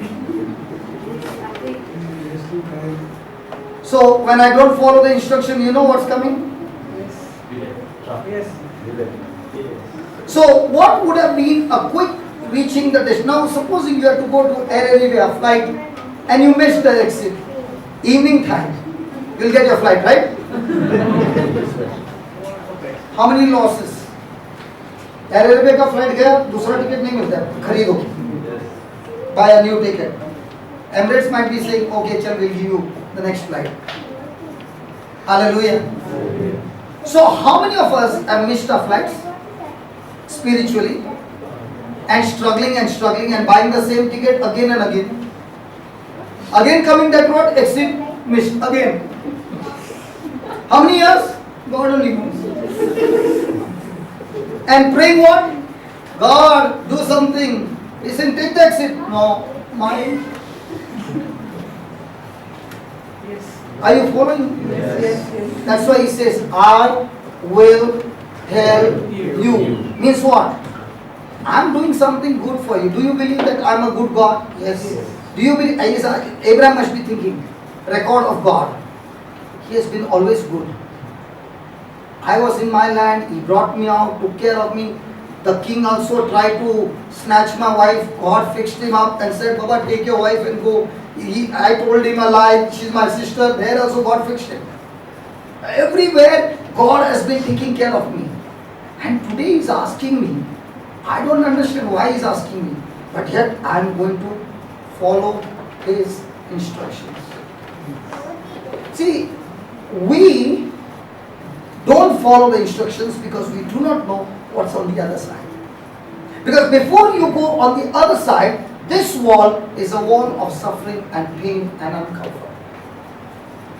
And unless I pass this test of suffering, uncomfort, unjust suffering, false accusation and all that, and in the midst of all that, following love, the wall gets broken. And when I reach the other side, amazing rewards. Amen? Amen. Then. And Abraham slept and never got up. Now, how many of us, when we follow the instructions, when we hear the instructions, quickly get onto the job? See, listen. When God gives you an instruction, there is a season. A right seed in a wrong season planted brings destruction. Example, how many of you would like to plant a seed in summer? Fly ho jayega. But that same seed planted in rainy season, what will happen? So when God said this, gave this instruction, was it a season for him to carry it out instantly? How many of us delayed? For example, God said, okay, can you see that person struggling over there? I want you to open your purse and give him 500 dirhams. Get behind me, Satan, in the name of Jesus.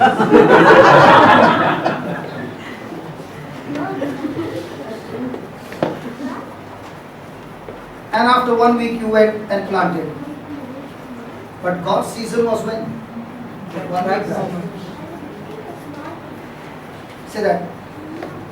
A right seed.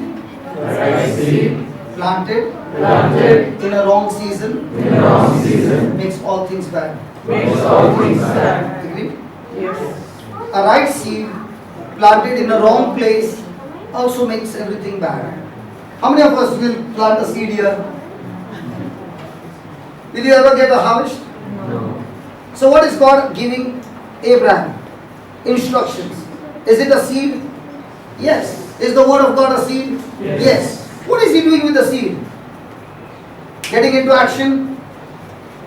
That's why he got up early in the morning. And the whole night what was he doing? Talking to Sarah. And saying, Sarah, my darling wife, I heard God saying that I'm supposed to sacrifice our son Isaac. What do you think Sarah would have done? People would have come for the funeral the next day. Sarah has killed Abraham. Don't you touch my son. Did Abraham talk to Sarah? No. How many times we were given instructions and we talk to people who will hinder doing God's work?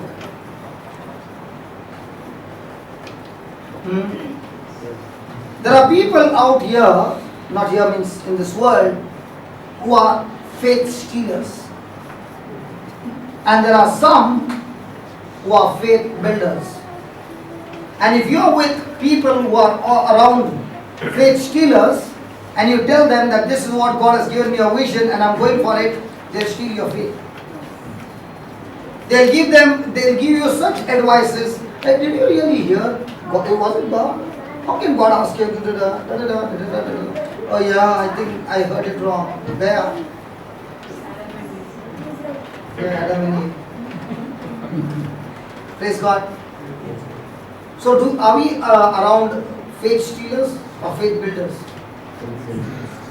Most of the time people steal your faith or build your faith. For example, a person comes and says, a person is in the hospital and says, what happened to you?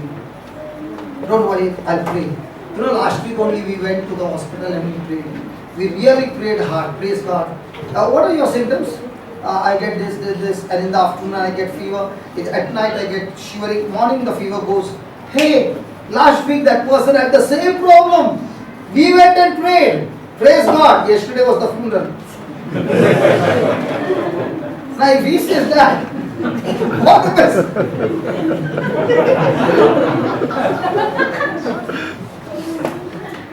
Now, that little hope was there, but that person died, but this time I'm going to get the whole gang and pray together.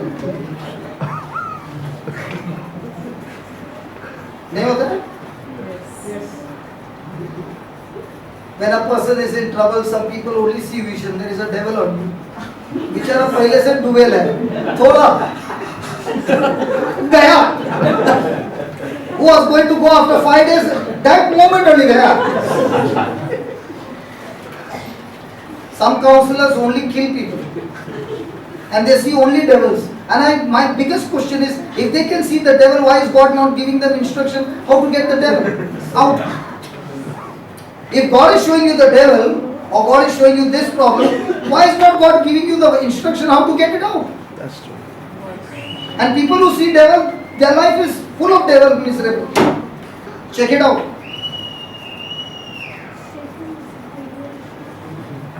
So Adam बोलते हैं Abraham. So Abraham rose up early in the morning and saddled his ass and took 2 of his young men with him and Isaac his son and clave or cut the wood. Say that, cut the wood. Clave is cut the wood. Praise God. Hallelujah. He cut the wood. Was Abraham a rich man? Yes. Did he have workers? Yes. But did he give the workers to do that job? No. Did he cut his own wood? Yes.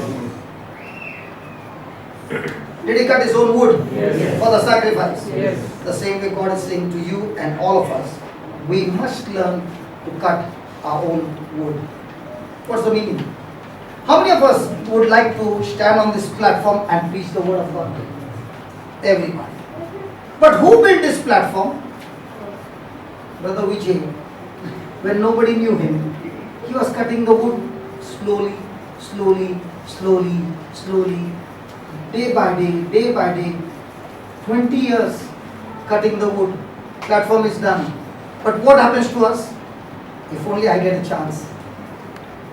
You know, when I was reading this many years back, right in the beginning, cut the wood for the burnt offering. You know what the Lord said? Learn to cut your own wood and don't ever think to go and stand on somebody else's platform. Because when you learn to cut your own wood, you learn how to use your own tools. God has given to everybody different tools for different purposes. If you imitate somebody and that's not your call, you'll get frustrated. Are you following? Yes. So when the Lord said cut your own wood, I was going and into the gullies, on the streets, in the parking lot, cutting one person. And every time a person came, I did not know what's the solution. And God began to reveal to me how to solve this person's problem. Now what is happening to my tools? Are they getting sharpened? Yes. Come on. Yes. A carpenter who is doing his carpentry business, first of all, spends a lot of time sharpening his tool. And once his tool is sharp, then he can go and cut the wood, right? In the same way, when a person is studying the word, renewing his mind, his tools are getting sharpened. Now when he goes out into the world, he begins to use the tool to cut the wood. Lives are being changed. Hallelujah. Hallelujah. I remember one case, Brother Vijay was saying, there was a couple here, and Brother Vijay named them cat and dog fight. They had come for counseling. Brother Vijay was totally tired, and he said, Baba, अंदर है ना कुत्ता बिल्ली जैसा fight करता ना वैसा है अंदर, and I've given you for counseling. Okay? संभालना. So when I went in, before I can sit, she's telling about him, he's telling about her. Praise God. Chalu ho gaya. So I said, even in the boxing match, when the referee comes, he brings them first, taps the gloves, both of you go there, and then the fight starts, right? At least let me come, bring you all together to kiss the gloves. And then I said, listen, before you start the fight, let me tell you the rules of the game. Opened the Bible and started sharing the word of God. And then I said, come on, let's go for a fight. As I was sharing, the wife put the hand down. My mistake. She looked at the word and she said, my mistake. The husband said, not her mistake, my mistake. I said, praise God. So the third umpire gave the solution. I said, now when you'll go out, can you hold hands together and go please? And they took their hand, they were holding hands and they walked out. And Brother Vijay told me, Brother Vijay said, I love. Next month, when I came, they were sitting on the first row. I said, see. And now, fantastic relationship. Why? Because they understood the third empire. The third empire will teach you, the word of God will teach you how to use the tools from the word of God, and you will be able to cut your own. Look at your neighbor and say to your neighbor, cut your own wood. You know, when I used to, listen, when I used to have Bible class in India, in Bombay,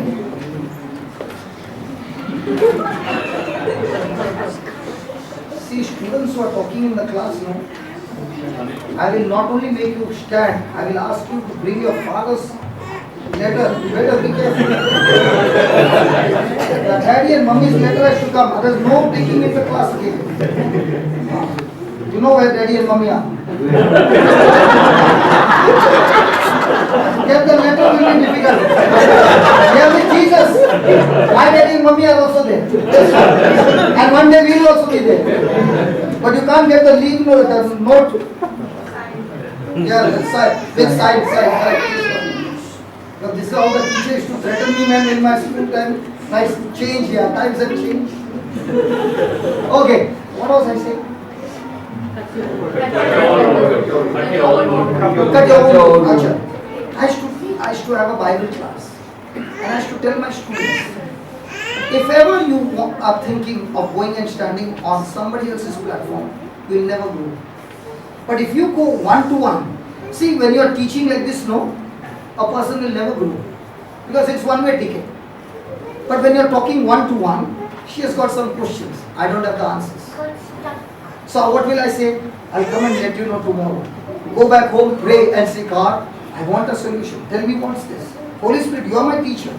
And when He would reveal, He would not reveal normally from the Bible, but an incident would happen and He would show me how it works. Now when I come the next day, what has happened?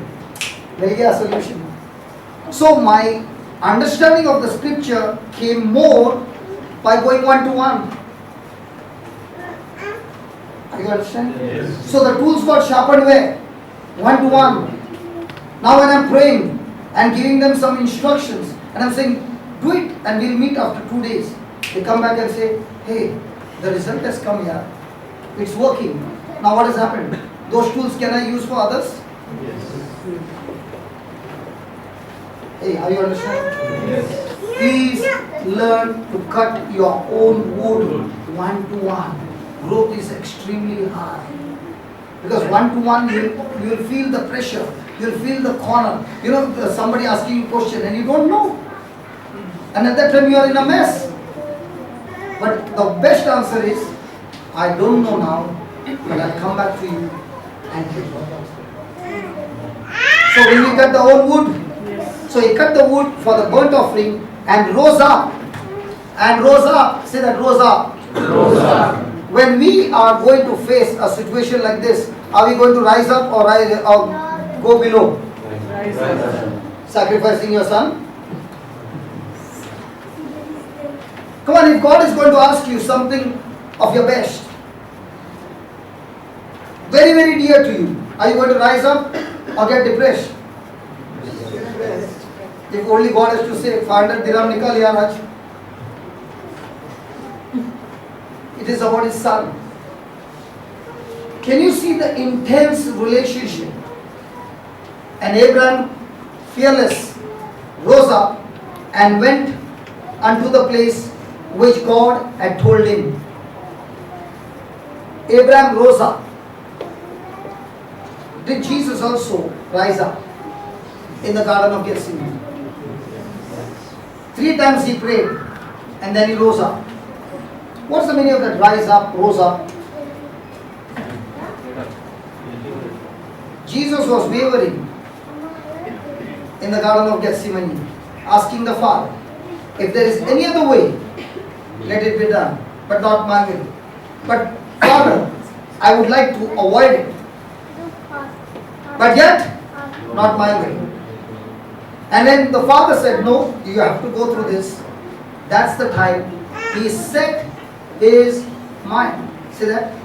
Set his mind. Say that again. Set his mind. Say that again. He set his mind. What's the meaning of the word set his mind? Acceptance. That's all. That's all. See, we, all of us who are sitting here have got certain mindset. Means what? Fixed.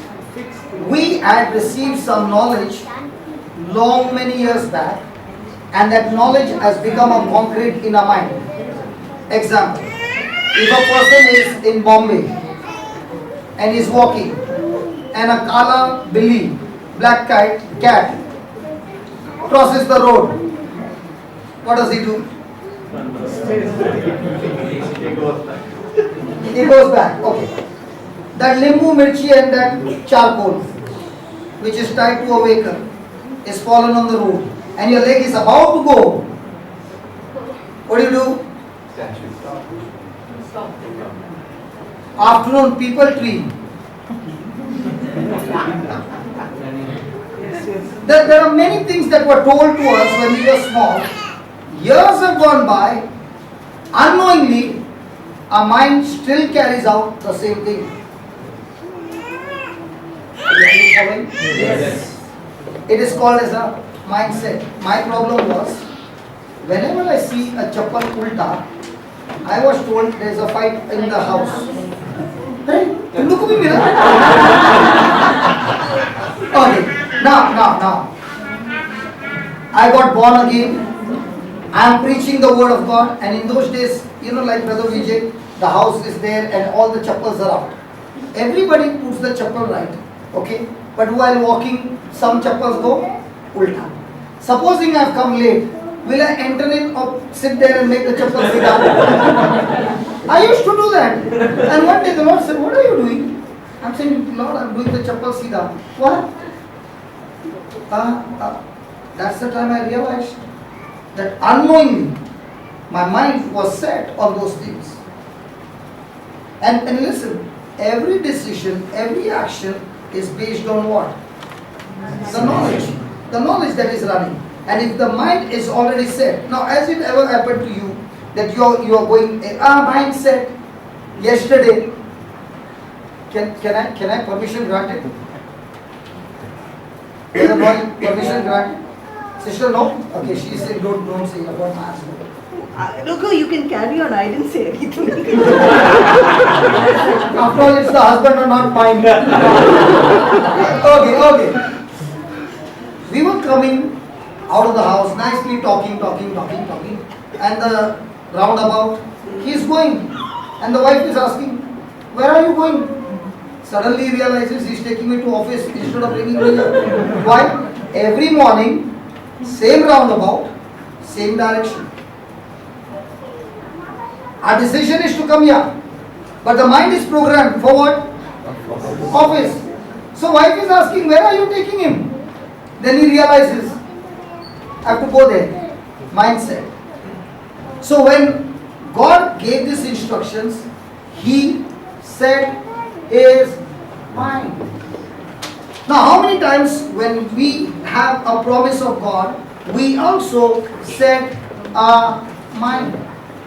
Do we set our mind, or our mind is like a wet concrete? Solid concrete or wet? Solid. When the pressure comes, how many of you have seen a concrete where there are paws of a dog and a cat? Have you seen man's feet? No. No. That means cats and dog's legs are heavier than man's legs. Because man's print is not seen, but their print is seen. Why is their print seen? Because the concrete was wet. And that's why that print has come. In the same way, in our lives, there are certain incidents that have happened and it has become a concrete in our mind. And those negative things have built up our mind into a mindset. But what about Abraham? He has testimonies of so many years of God's faithfulness. So his mind is set. His mind is set on what? God's faithfulness. Our mind is set on what? Promises broken. Tell me honestly, in our life, how many times promises are broken? Yesterday, many of you said, I will be there at 6:30. I came here, nobody was there. Only a few of them. So we keep the word, but do we keep the word?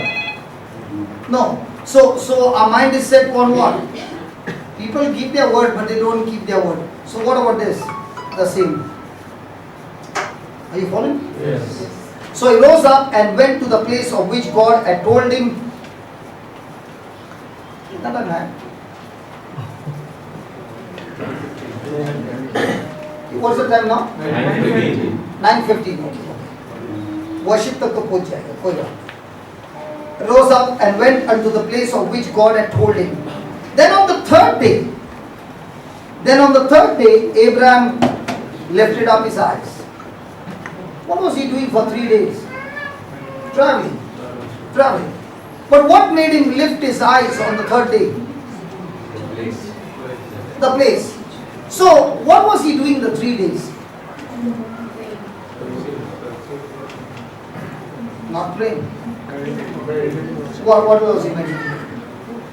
What do you think Abraham would have been doing? Well, let's say you are Abraham and your baby is supposed to be sacrificed. She's already closing eyes. What would you be thinking?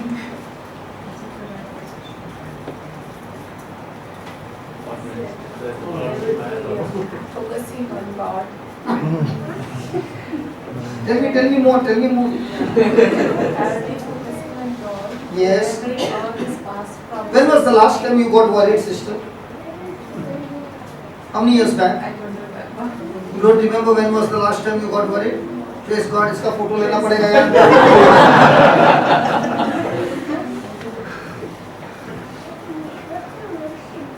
When we are worried, our mind is set on what? On God's promise or contradicting to God's promise, our situation.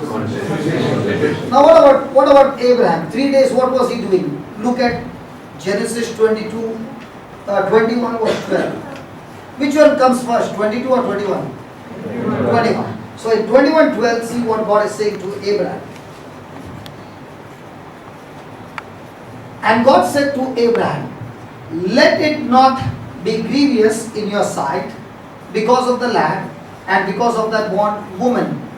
In all that Sarah has said unto you, hearken unto a voice. For in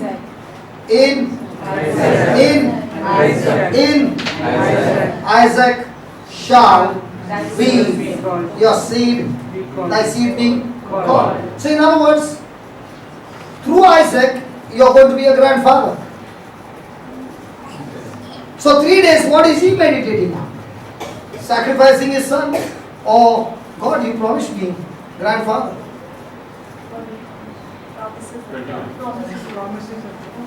So, what is he thinking? Even if I have to sacrifice my son, I don't know how. Even if he's dead, God will have to raise him up and make him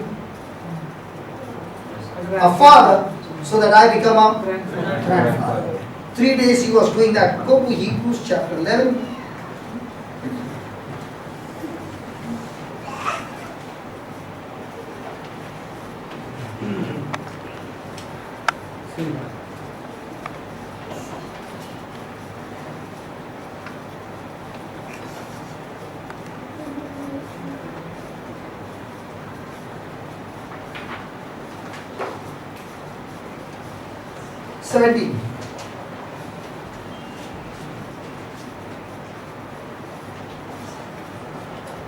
faith, Abraham, when he was tried, offered up Isaac, and he that had received the promises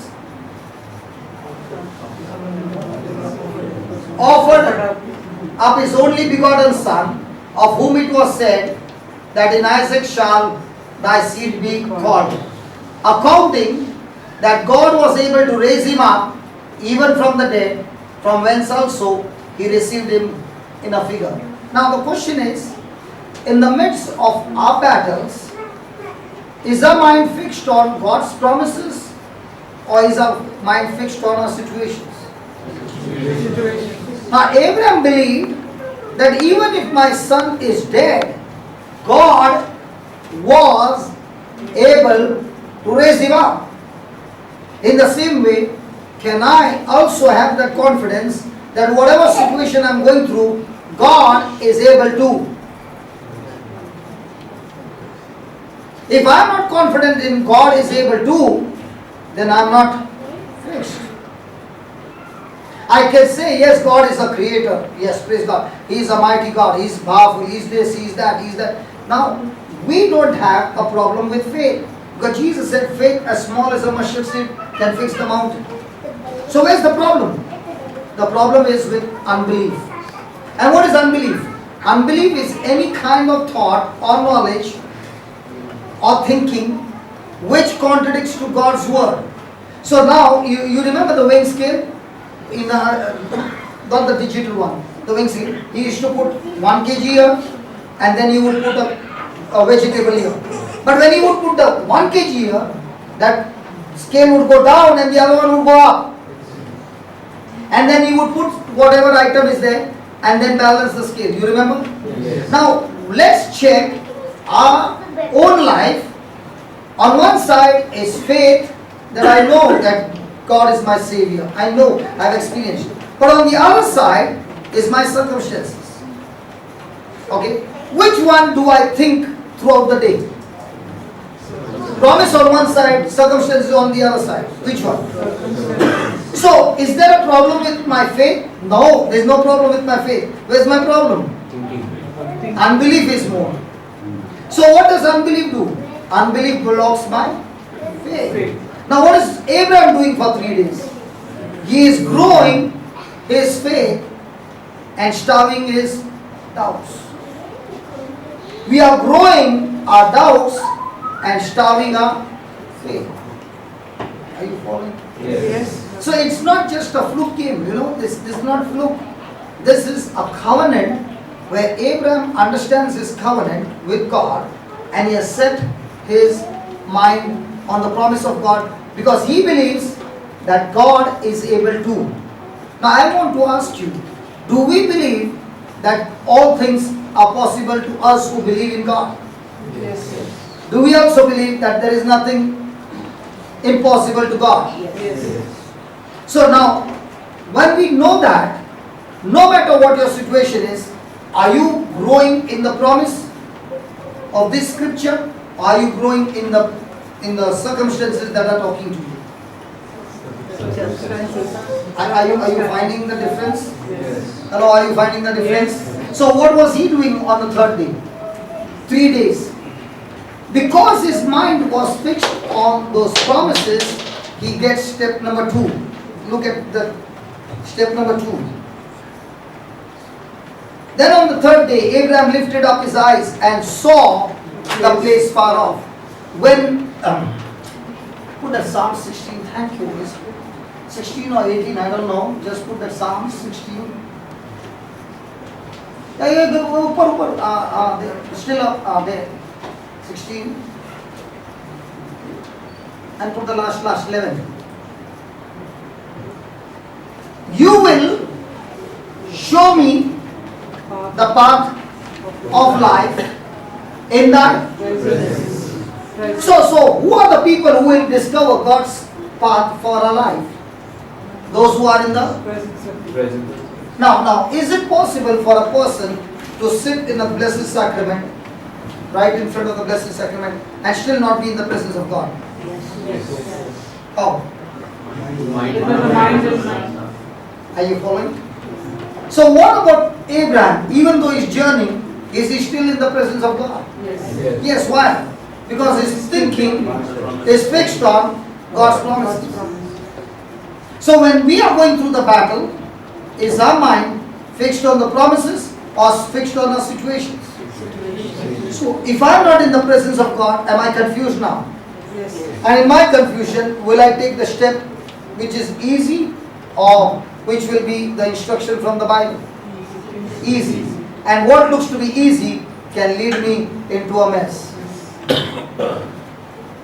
Clear? Yes. So, you will show me the path of life. In your presence is fullness of joy. So let's say somebody will say, how do I get into the presence of God? How does a person get presence of God? Hey, you know the song, enter his gates and his courts with praise. So where have you reached now? The courts. With what? Praise and thanksgiving. And now you have to enter the Holy of Holies. What was there in the Holy of Holies? God speaking to you. So with praise, thanksgiving and the word of God, are you right in the presence of God now? Yes. No matter you don't know to sing, but can you get some CDs, put it on, put the earphones on, create an atmosphere of God's presence? See, nobody takes me for singing. But that doesn't mean I can't sing. I can plug into my ears and I can sing throughout the day with some anointed singers singing. So have I created my mind to focus on the songs, on the lyrics? Yes. I might hear the one song for 2 hours and get into the lyrics deeper and deeper. Now can that lyrics take me deeper and deeper into worship? Yes. So who creates the atmosphere of worship? I. So the atmosphere that I create is the product that I produce. Abraham created the atmosphere of worship by being in the presence of God, even though he was traveling, but God was traveling with him because his mind was set. So as he was traveling, that's when God spoke to him and said, this is the mountain. Amen? Amen. So you will show me the path of life. In your presence is fullness of joy. At the right hand, there are. Now, have you seen children playing games? What they call? Some joystick, some PlayStation, something they call it. PS4. Okay. Do they spend hours? Yes. Does it get pleasure? Do they find pleasure in it? Yes. Is it an addiction? Yes. In the same way, entering and being in the presence of God is also an addiction. When people ask me, hey brother, you are standing for so many hours and you are not getting tired, it's a pleasure. People who play cricket, how much in the hot sun they will stand, run after the ball, football, getting hurt but still getting up. Still, why? The pleasure. So just as the world gives you pleasure, God also gives you pleasure. But when the world gives you pleasure, it kills you. When God gives you the pleasure, He makes you more and more like Jesus. It's an addiction. Hallelujah. Hallelujah. I used to be stuck to the snooker table. Addiction. Hours together. Addiction. And it used to give me pleasure. Till the club would close up, I would not leave the table. Addiction. Now what is that? Word of God is an addiction. And it gives pleasure. But this word of God which is giving me pleasure is showing me what? The path that God has chosen for me. Shows me how to operate in the midst of my situation. And therefore, there is fullness of joy. Why is there fullness of joy? Because my mind is not stuck on my situations. My mind is stuck on my God who is able to help me overcome that situation. Amen. Amen. Amen. Okay. And Abraham said unto his young man. And Abraham said to his young man. Abide you here with the ass, and I and the lad will go yonder, and Worship. and now that's the first time the word worship comes. My question to you is, if you are going to lose your loved one, can you worship God? Yes.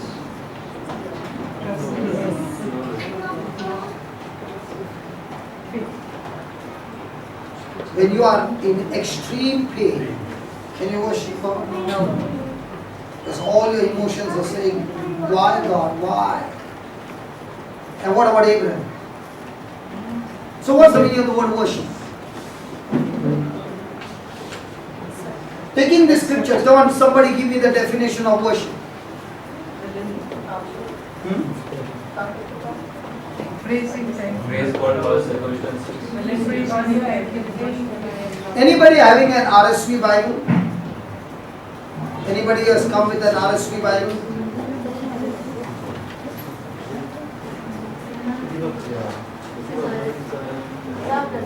Yeah, read Romans 12 verse 1.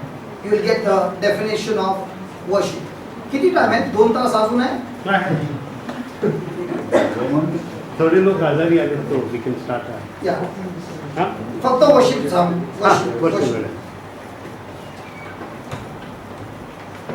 दादा we only want healing. सगळे आजारी लोक आहेत, त्याला मला फरक नाही बाबा. They all come with faith. का? You are बरोबर with बरोबर a मी काय faith. नाही मी काय बोलत नाही साहेब मी जे बोलतो ते करणार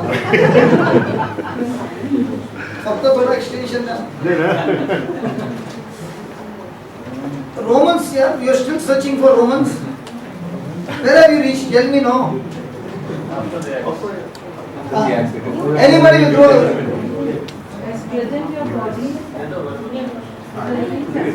Livy read loudly come on Present your body. RSV है क्या NRSV. मैं RSV बोलूँ Romans 12. 12 verse 1 I I appeal appeal to you, therefore brothers brothers and sisters by the mercies of God, by the mercies of God present your bodies, to present your candles to present your bodies, garlands Bodies. to present your money bodies, to present your spouse body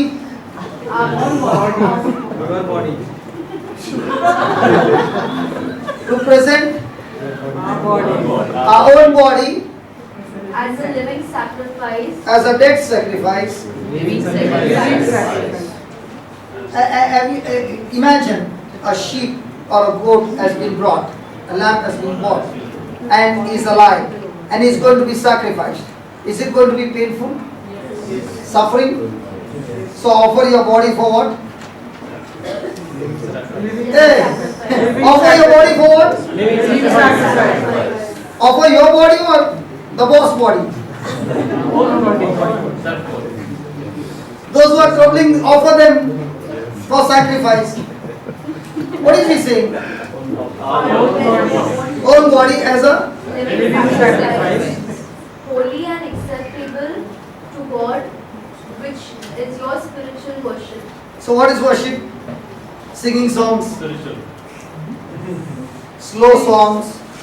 Let's all bow down. Let's all prostrate. Let's all cry. Is that worship? You know what is worship?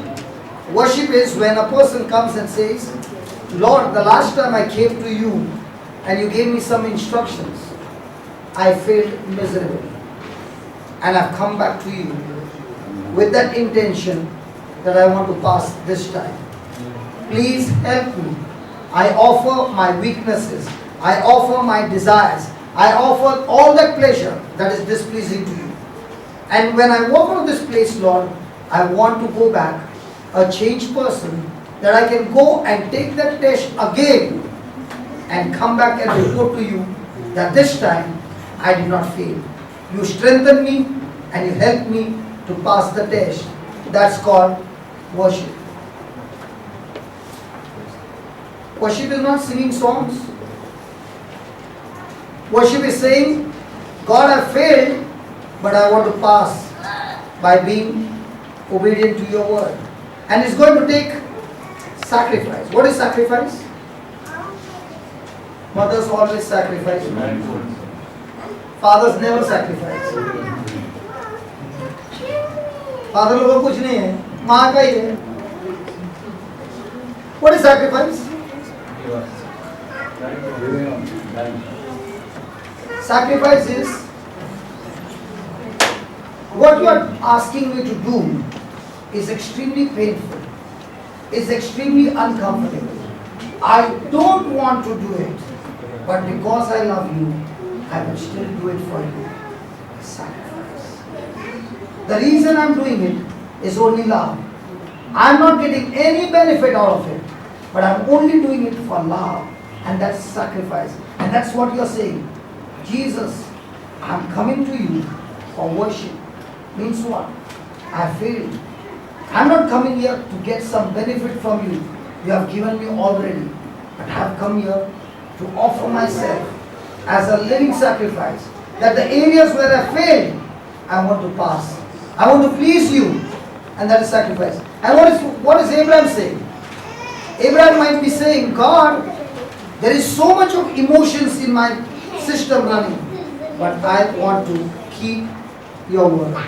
And that's why he's not taking those two men along with him for worship. Why? Because when he is going to follow God's instruction, these two men will be hindrance and tell him, hey, what are you doing, man, killing your son? He keeps them out of worship. Any person who is hindering you from following God's instruction, you got to keep them out. Because when the worship is hindered, then you cannot go to the next level that God wants to take you. And that's why he said to the Samaritan woman, what did he say? True worshippers never worship God with emotions and feelings. They worship God with commitment. My feelings can be extremely negative and painful, but Lord, I'm committed to you. For example, Brother Vijay is committed every Friday here. No matter what happens, he might come home late at night, but morning he has sent his people and said, go and get this one, go and get that. Committed for how many years, brother? 20 years. What's that? Worship. Which is that area where I'm committed to God? That's worship. Which is that area that I keep falling and I refuse being committed? That's the area God is asking. Come with that, and I want you to learn from me. I'm the one who will strengthen you, and I will make you strong, that you are committed in that area as well. That's called worship. Worship is not singing a song and then going out and not knowing what happened. Worship is you are saying, Lord, I failed in you. I failed all these areas. But here I am offering my desire to you. I nail it on the cross and I am ready to take your desire. You are telling me to forgive that next door neighbor? It's painful. But for your sake, I will go. He will insult me, doesn't matter. But for your sake, I will go worship. Where my emotions don't run, my commitment is where it works. Read that scripture again. I appeal to you therefore, brothers. I appeal to you therefore, brothers and sisters, by the mercies of God, by the mercies of God, God who has cancelled the punishment and released us with that release that I have received now, with the forgiveness that I have received now. Yeah. to present your bodies as a living sacrifice. Not by force.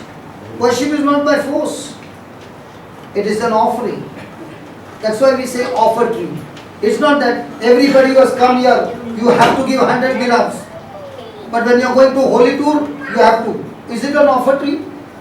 No. It's a compulsion. But giving to God is an offertory. So God is saying, I'm not interested in your money.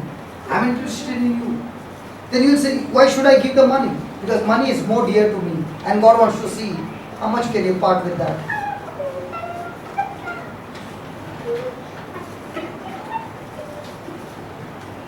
Are you following now?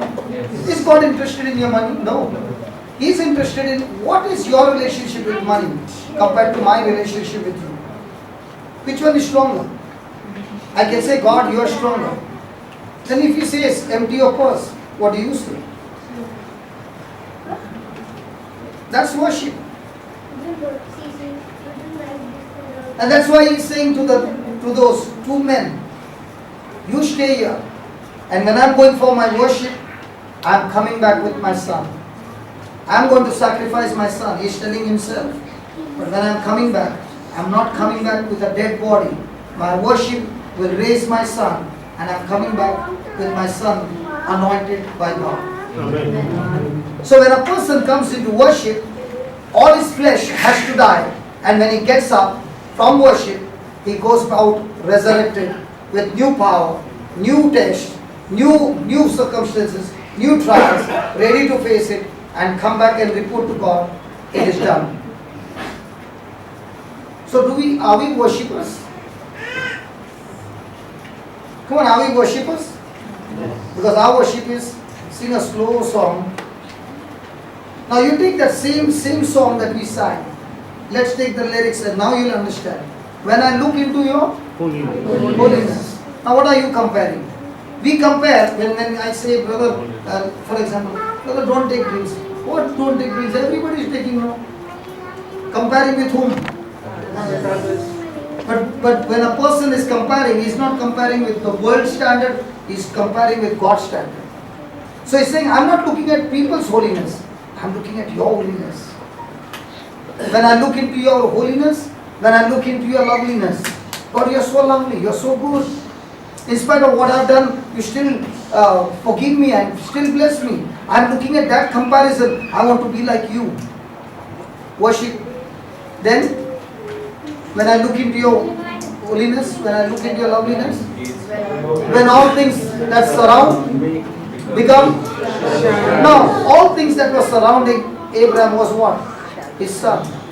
Now his son's sacrifice is just a shadow compared to what God has already done and is able to do. Now in our life, what is our worship? Our circumstances have become so dark that God's light cannot be seen anywhere. Are you now understanding what is worship? Worship is changing our thinking. Not based on emotion. If Abraham is based on emotion, he cannot worship God. But is based on his commitment. I am committed to you because your word, you said it, I'll do it. Are we people of emotions with God's relationship, or are we people of commitment with God's relationship? Which one are we? That's why Jesus never said true worshippers worship God with feelings. He never said that. He said with truth. What's the truth? The word of God is the truth. He never said with soul. He said with spirit.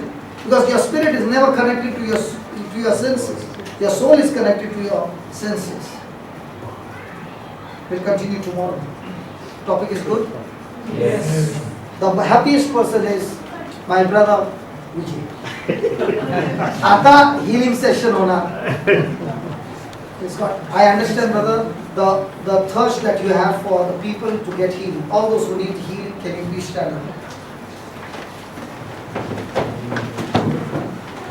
Okay, all those who need physical healing, please stand up. Not everybody.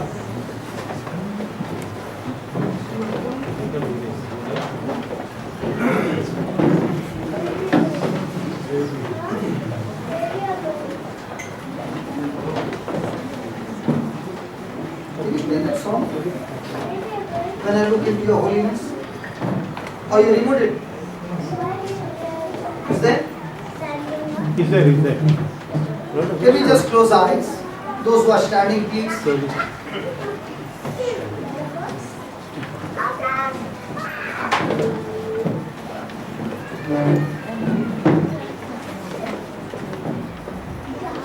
We heard the scriptures, the truths. Abraham totally and completely committed to God.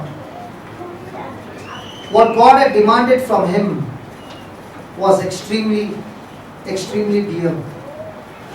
And his relationship with God was so deep and so personal that he did not allow any of his emotions or feelings to take over, but he was committed to carry out God's instructions. My friend, what is that area of your life that you fail to submit to God's instruction?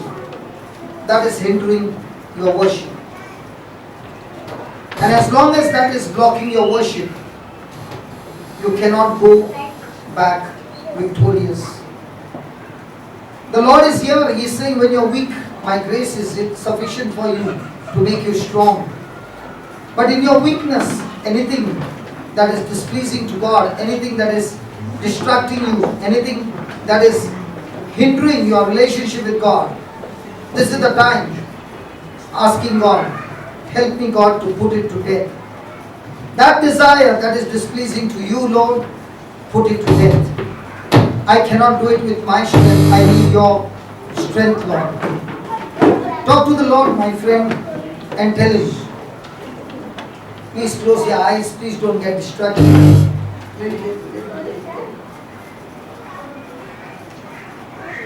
Please don't get distracted. Speak to the Lord. Abraham had made a commitment to God. Even before he started his journey, when he was cutting his wood with his hands for the sacrifice. Make that commitment to God and tell him, Lord, this is the area of my life where for years and years I've been beaten up again and again by the devil. And this is a block in my relationship with you. Here I am in total submission, offering my eyes, my ears, my tongue, my feeling of touch, all my desires, I'm offering to you. Desires that are entangled me,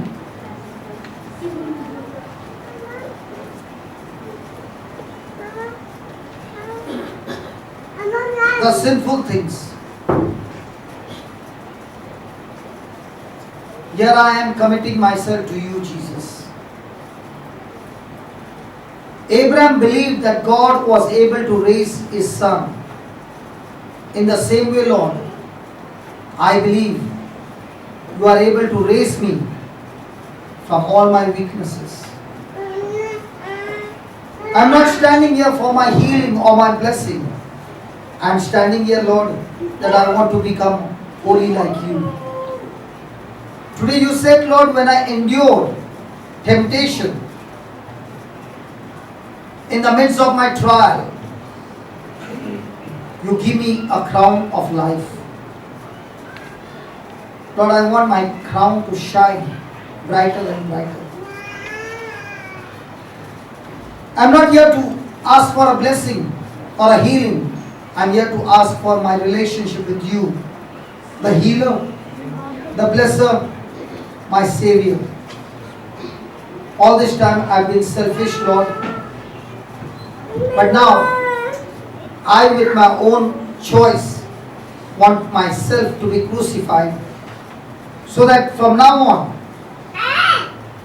my will is crucified, your will becomes my will. Just the way you lived your life to carry the Father's will.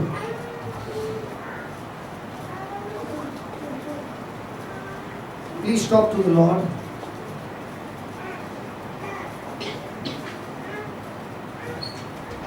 And this is the greatest healing that is taking place. The weaknesses being nailed on the cross.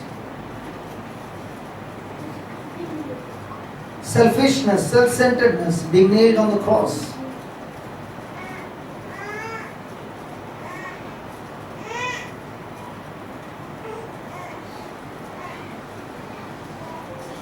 This is true worship. When you are asking God and saying, God, I want to become like you. Jesus, I want to become like you. I want to walk in love, in forgiveness. So right now, Lord, I choose to love everybody. I choose to forgive everybody, and you are giving me that grace to do it.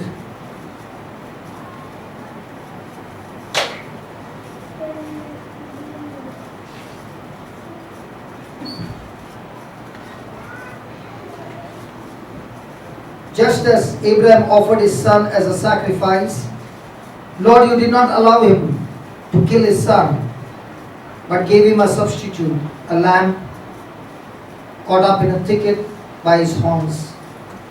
And that is your son Jesus, with a crown of thorns.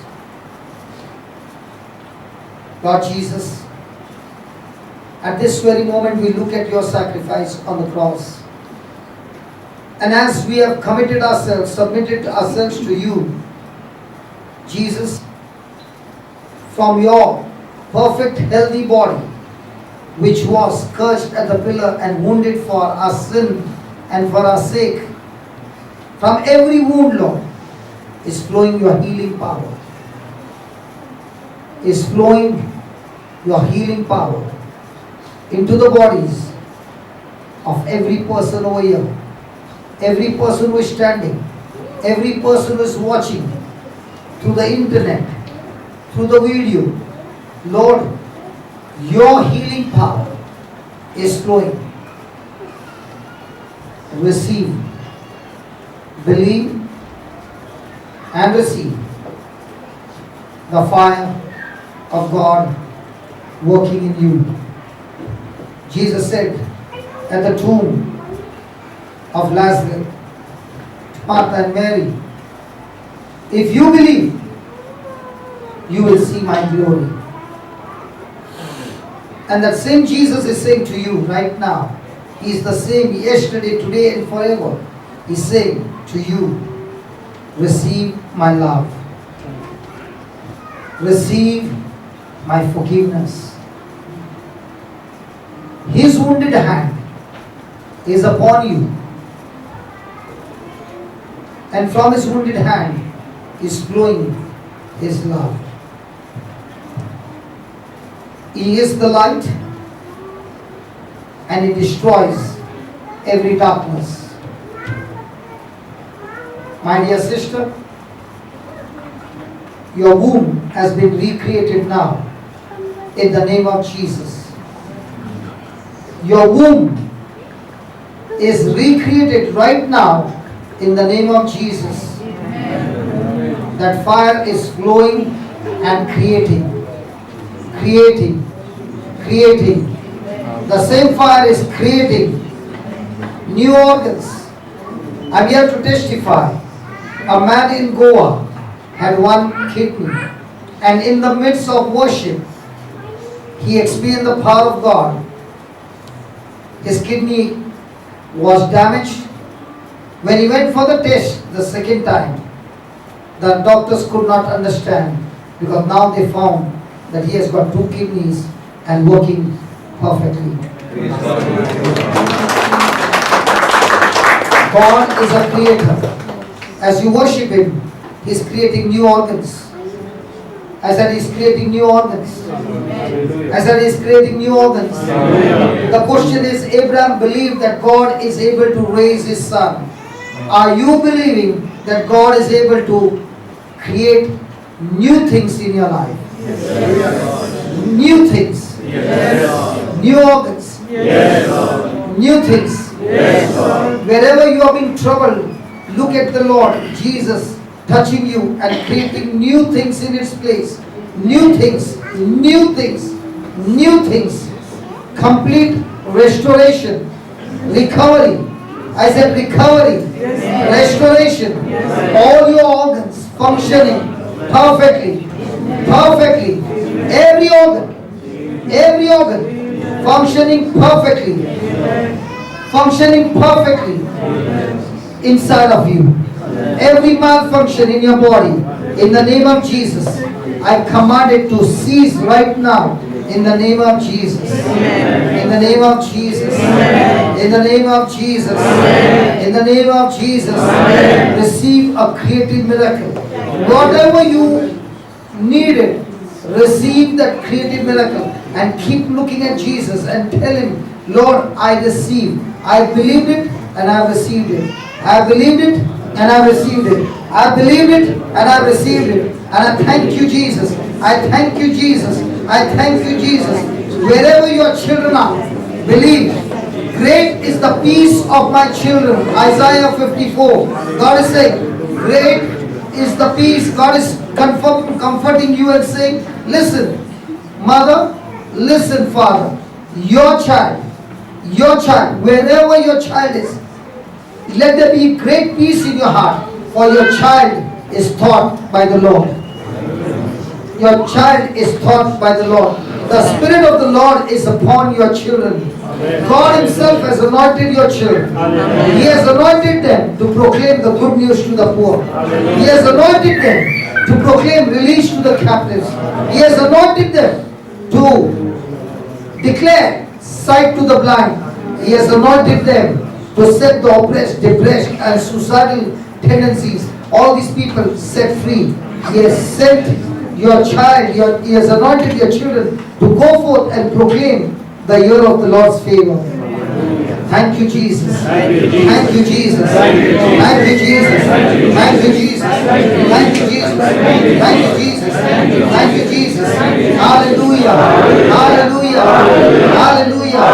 Hallelujah. Thank you, Jesus. Thank you, Jesus. Praise the Lord. Praise the Lord. What was your problem? What health problem you have? What has happened to your heart? What has happened to your eyes?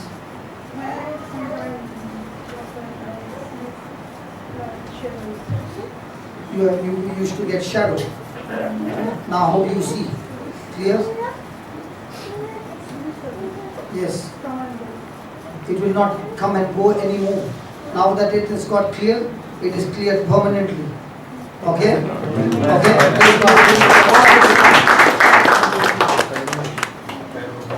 Thyroid. Praise God. Father, in the name of Jesus, my brother is released from all thyroid problem. In Jesus' name. And what was yours? Now move your leg. Is there any problem now? No. How many years you suffered? Many years? 18, 19? 15 years. Good. And it's gone. Praise God. What about you, brother? A Pakistani friend of yours, wherever he is, what is the need? He's got a relapse of blood cancer. Yes. Lord, we have got over here testimonies of people who have got healed of blood cancer, Lord. That same anointing flows into our Pakistani friend wherever he is. And Lord, we thank you that your precious blood has destroyed the cancer from the root, and the brother is completely healed, and he is going to testify from them. There, even though he is not able to come here to Dubai, he will surely speak to us through the phone that every test report has changed, and this is your mercy, this is your grace, in the name of Jesus. Amen. Yeah, you all can sit. Yeah, what happened to you? I had some sensation, and now You had? in my room I have some different sensation from past 1 to 2 weeks. I really didn't know what's going on, and when you are praying, it is literally, it's like I've been for so many prayers, but today is the first time, like, I'm actually trembling from inside. It's like someone is just, I could literally feel a finger, and it was just going on processing. Come here. Let everybody hear. Come here. Tell us the whole thing. Can you please keep standing and listen? When you are standing and listening to this testimony, the same anointing flows into your body. Okay? And it's affecting everyone. Okay, go ahead. Tell us from the beginning. From last 2 weeks, I don't have some different sensation in my leg. So it was like I was just praying from the time I came over here for that, because Brother Johnson had already prayed over me, but that time I just left like that only. That thing again came to my mind. I dropped off my medicines, but now when brother was praying and he told that something is like if the boom is getting back, I could literally feel someone like the finger piercing through my room, and I could just feel some ground sensation. Like there was a sensation in my room literally. And from first room, like for past 2 weeks, I'm having that trembling sensation. So it was very difficult. And now it's all Now gone. it's all gone, and I'm feeling something very new. I'm still shivering from inside. It's the first time after so many prayers it's happening. It's the first time I'm getting that feeling. I told him that share my experience is very, it's like scary on my legs are like freezed off. Hallelujah. And what happened to you now? Crying. Okay. So like I can't keep my eyes open for a long time. With my eyes and the tears coming out. Okay. Now, from the time you have been listening, did you have any tears coming out? No. No. No. So it's got healed. It's got Completely healed. Yes. Because you must have come from 6 o'clock, 6:30, 7? Yeah. 7, and now it's 6:30. 6:30. And now it's about 10 o'clock? Yeah. So, 3.5 hours, no tear coming out. The Lord has healed you. God bless you. Yeah. Okay. It's gone. How long was it there? Last 2 months. God bless you. Sit down. Yes, sister. Yeah, what happened to you? You had a stroke. Yeah. 10 years back. Let me forget it. Huh? The hand was not working. Now, can you move your hand? Yes. Okay. We'll pray with you after we finish with everyone. Yeah, what happened to you, brother? I prayed for my wife. So Okay. she had fibroids in her womb. Okay. So you have believed that it's gone. Of course, I believe. Praise God. Hallelujah. Praise God. Yeah, what happened to you? Yeah, sit down. Yeah. What had happened to you? I had a stomach problem.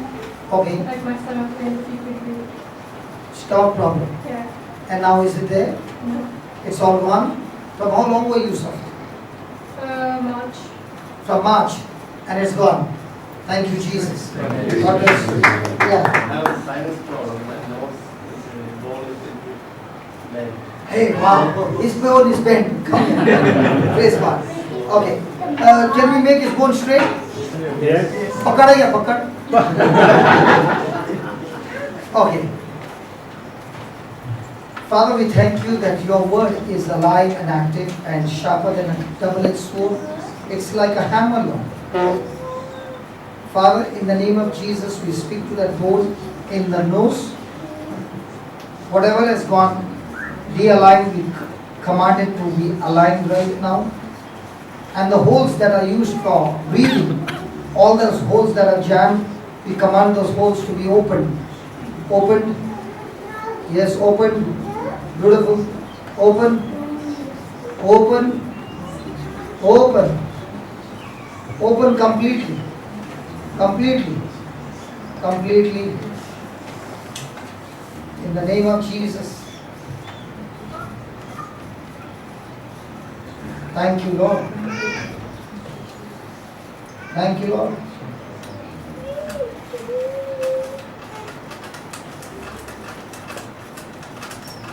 The power of God is working on your nose. Can feel it.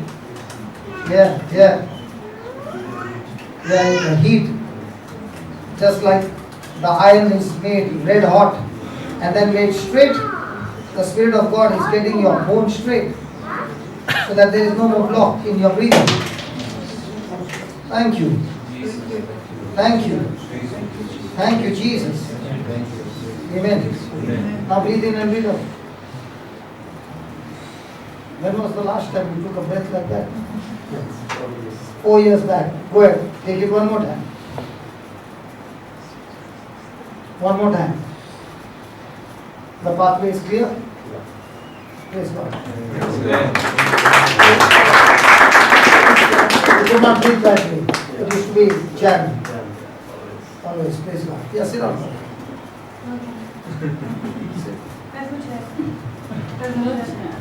Oh, there is no chair for you.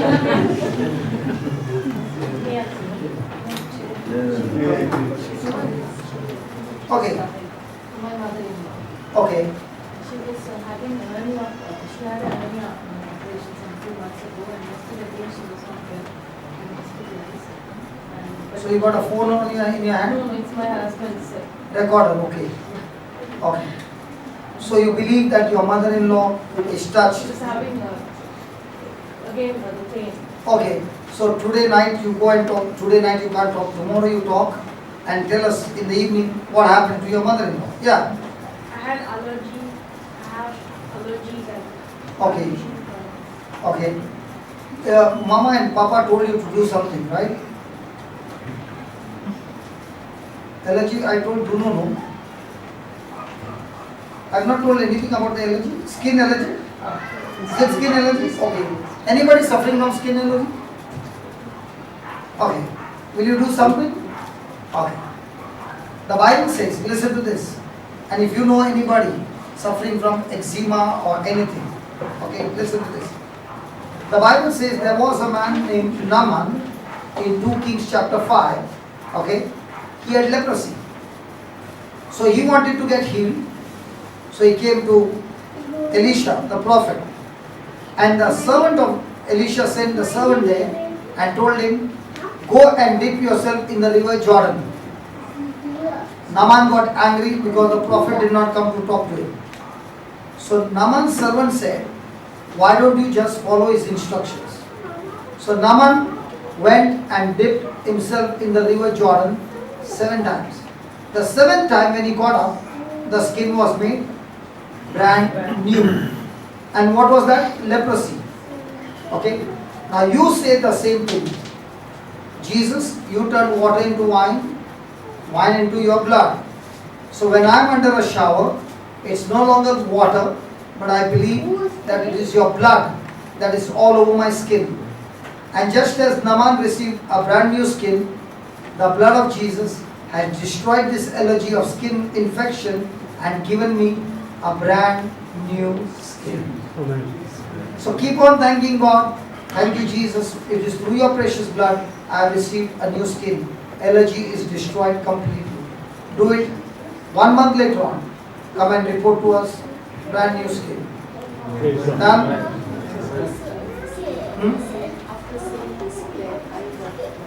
I remember we were in your place. How many months back? 1 month. Maybe 1 or 2 months back. You remember we had gone to her house? Yes. You are a doctor by profession. Correct. Okay. She is a doctor by profession and she had this skin infection for how many years? For 1 year. Okay. Yeah. And numbness also. Oh, okay. Skin allergy. And the same thing was told to her.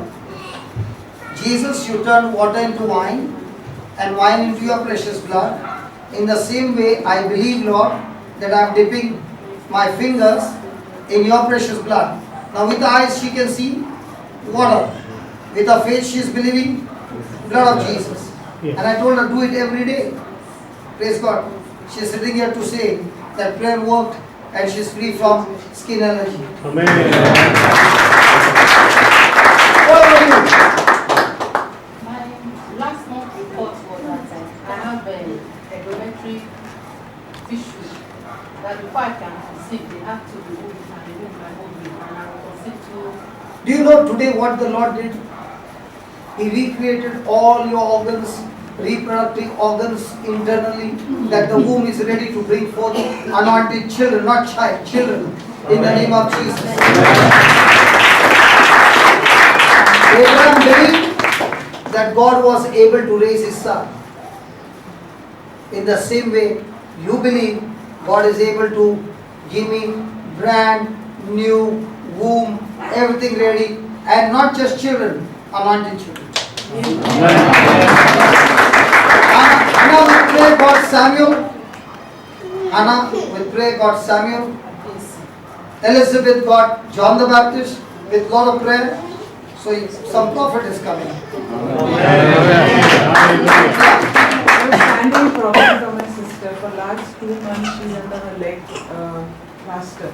Her right leg is not. But I do believe that today Lord will heal her. Tomorrow she's going for her physio, not a physio, her MRI for the legs to go for a checkup. I claim this promise that she will be healed. Praise God. She will be, she's already healed. Yes. Yeah, what happened? Yes, sir. I had severe backache for the past 1 week and I'm feeling better now. Only better?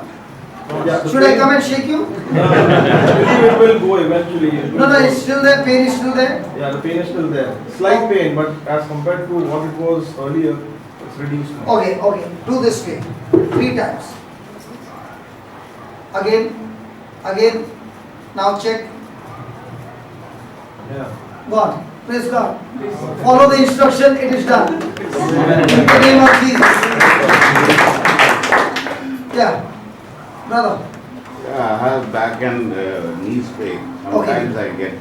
Okay, now. So I prayed for that. Maybe in the next session I will tell you something. Now the knees are paining? Yeah, not now. Sometimes it comes. It is not a resident. Yeah. Yes. But the Bible says when Jesus put something out, it never came back again. But today is the first time I prayed for it. Okay, so and it went no. Yeah, now it's not there. So why are you saying it's coming back again? Before it used to come like that. Before no, now you tell it's. Now it won't come back. Yeah. So what you believe, so shall it be. Praise the Lord. Praise God. Hallelujah. Yeah. Yeah, I'm studying for my son. He's a little bit hyperactive. Because of that, he can. He's what? Hyperactive. Hey, he's what? Hyperactive. He's what? Hyperactive. Thank God I was not born in this generation. I would have got the same label. Because my mother was troubled because I was hyperactive. But you don't know, God had made me hyperactive for this purpose. God has created each one for a different purpose. Yeah. If I was not hyperactive, I cannot go and run day after day, night after night and not get tired. Because the calling is hyper, so the active has to be hyper. Believe me, my mom and dad used to get tired when I was small. They could not leave me for a moment. There I am running, breaking things. If dad will bring a toy, first thing see from where can I break it. So, all my life I was hyper. Even today I am hyper. So Father, I thank you. I can see his son, another man of God, hyper for you, running for you. And Lord, let him not get mild, but get stronger and stronger, running for you. And the very people said hyper will see God's glory on his life.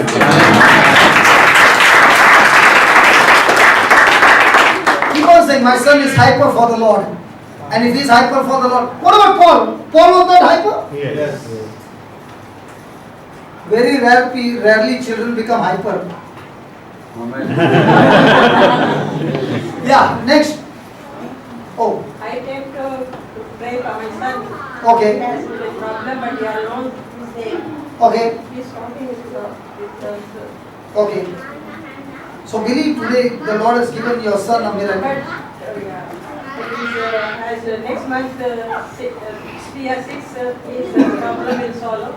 So we are praying every night. So with your prayer, start believing and keep thanking God that it is done. Okay?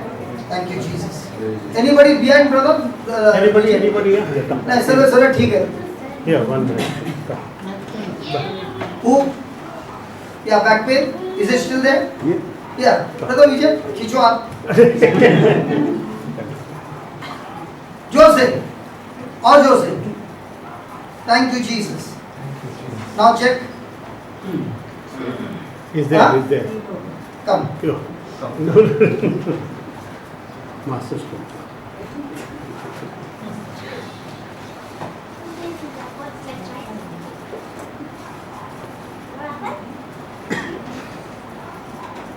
Thank you, Jesus. It is your word that says in Psalms 22:14 that Jesus, all your bones were out of joint, and by that pain, our bones are completely healed. Jesus, with eyes of faith we see, as you were scourged at the pillar, and when you were whipped, your flesh tore open, and the bones could be seen. Bible says even your bones could be counted, they could be seen. Jesus, you went through such terrible pain. None of your bones were broken, but the Bible says all your bones were out of joint. Lord, your bones were out of joint so that his bones can be aligned, can be joined, lubricated, and made straight. And I thank you, Lord, that according to this promise, right now you are able to restore his bones, his muscles, his nerves, his tissues, ligaments, tendons, and set him free. Thank you and praise you for this. In the glorious name of Jesus. Amen. In the glorious name of Jesus. Amen. Now check. Huh? How much is there? Little bit is there. Okay. You say now, Jesus, all your bones were out of joint. By that pain, my bones are completely healed. Lord Jesus, this is your word. I believe it. Just like a policeman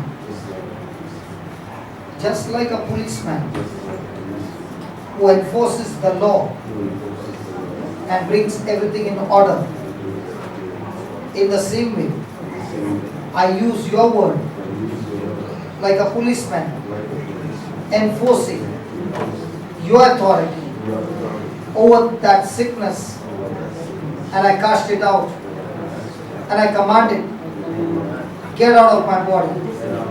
Say it like boldness, man. Get out of my body. Get out of my body. In the name of Jesus. In the name of Jesus. You spirit of infirmity, back pain, I command you, leave my body. You are keeping your eyes open and looking at me. Concentrate on what you are saying. You are already sweating. That's power of God. You don't sweat in an AC. Concentrate on what you are saying. The word of God is working. Concentrate on what you are saying.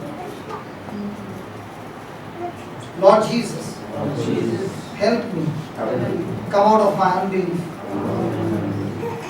Help me, Jesus, to change my thinking and believe, agree to your word. So Lord Jesus, like a policeman, I enforce your word, your authority over that sickness, and I command it. Leave my body now. I said, leave my body now. I said, leave my body now. Right now. In the name of Jesus. I receive my miracle. The Spirit of God. Thank you for restoring me. Completely. Thank you, Lord. This affliction, you have turned it into glory. Amen. Amen. Now move. Start moving. Yeah, move. No, he won't touch you. Yes. Yeah. Gone? Yeah. Good. Did you, before I can pray, did you hear that dialogue? What I said? Like a policeman who enforces the authority, I use this promise and I enforce the authority of Christ over the sickness. Now get out. Yeah, what? Hello? Hello? Hello? Yeah. There are lots and lots of healings and miracles happening here. Do you believe in a miracle in your body right now? Yes. Heavenly Father, we thank you, we praise you. Lord, Jesus, you turned water into wine and wine into your precious blood. I thank you, Lord Jesus, that your precious blood is flowing into his body. Sister, brother, is there a glass of water there? Just pour water in the glass, please.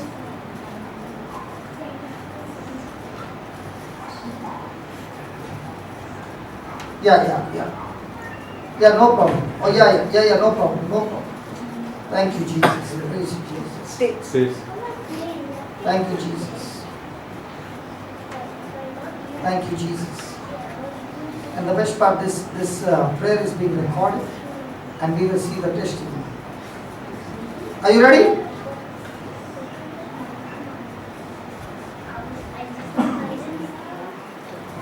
Yeah.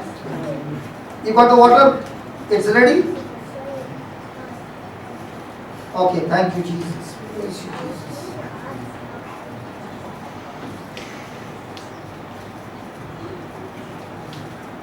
Done?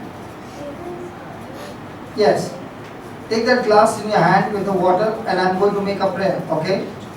Heavenly Father, we thank you, we praise you, Jesus. You said in the Gospel of John 14:12 that all those who believe in me, the very things that I did will they do, and greater things than that they will do, because they believe in me and because I am going to my Father.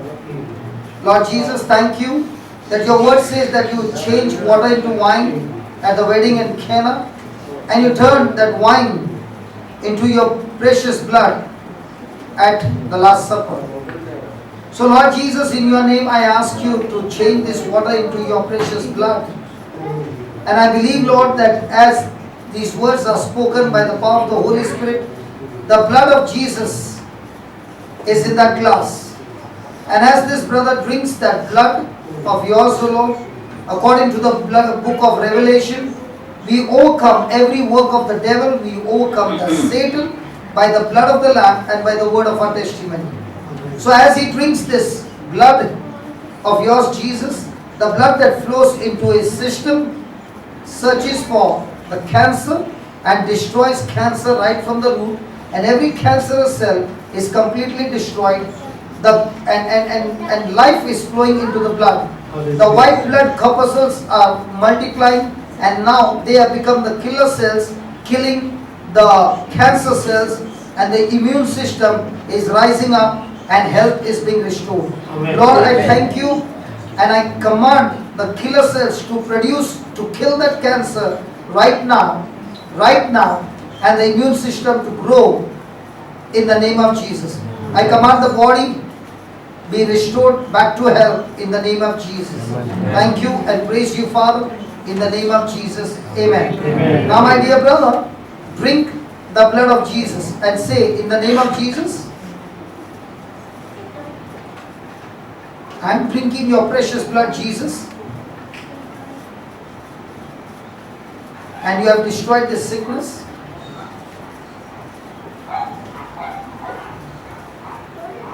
Right from the root, you have uprooted it,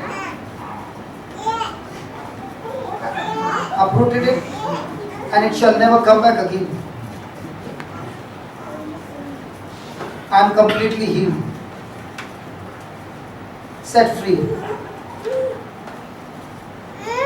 in Jesus' name. In Jesus' name. Amen. Amen. Amen. Amen. Amen. Come on, let's give the Lord a big hand of praise.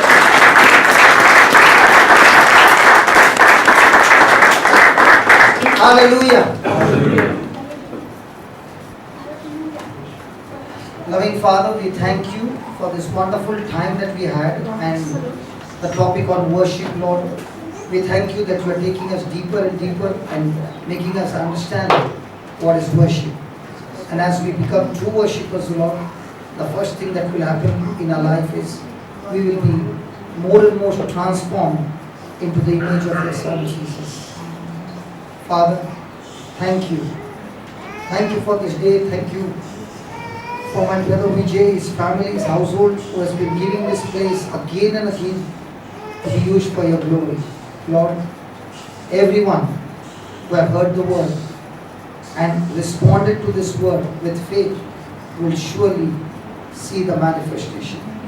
And those who are still struggling with faith and have unbelief, Lord, this is our prayer. Help them to destroy every unbelief by hearing the word of God, the teachings again and again, so that they grow their faith like a farmer who grows the corn. We thank you, we praise you, Lord, that as we respond with faith, this faith gives us the victory. In Jesus' mighty name. Amen. Amen. Let's give brother a big round of applause. For 4 and 5 hours. He can go on for another 2-3 hours if you tell him. No problem at all. The Superman. Praise God. Hyper. Okay, we are having a session tomorrow evening again. Starts at 6:30. Will end up at 10 o'clock. My humble request is, all the children who are coming should go into the children's room. If you're finding it difficult, please stay home. It's there on live TV there. You see, you can watch it from your house. But what happens is so many people come in faith, and people have not come here by chance, just that. God has brought them here, and I always bring brother because I've seen so many miracles take place, so many people come across. So please, don't be stubborn. Take your children and let them be in the room. Now there were about 10 to 15 children there. They were having a good time, and I kept 2 of them to entertain them. Tomorrow again, we'll keep somebody in charge there. We'll give them some books to draw and something. Others, why don't you put some Jesus cartoon movie there? That will be more profitable. Yes. Put some Jesus is a movie there, and they will be really enjoying, or some saint movie or something. So they will be attracted. They will also come home and say, Mama, but that saint was saying this. Praise God. I think this is a good suggestion. We'll see that USP color of Jesus cartoon, we'll put it up. Okay? This brother, you should give him a big round of applause. He came here again at 4:30, put the whole thing in order. There's another brother whom you all should really pray for and thank. He came here at 4 o'clock and started cooking food for you all. Your brother Stafford, please come forward. Where's brother Stafford? The one whose hands you're pulling up and down. The same person is standing here. He's a very God. Yeah, brother. The food is outside. My humble request, let the children and the women folk have the food first. All the male folk can stay behind. Once they finish, we can go in. Brother Edward, please can you come and say the grace? Brother Edward is the leader of our English charismatic group, and we are a part of that group, and request all of you all to come and attend the meetings on Saturday like you came yesterday.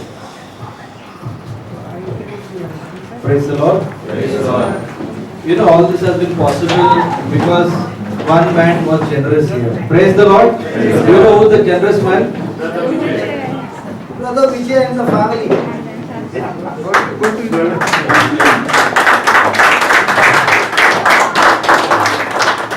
How many of us would like to give their house for a program like this?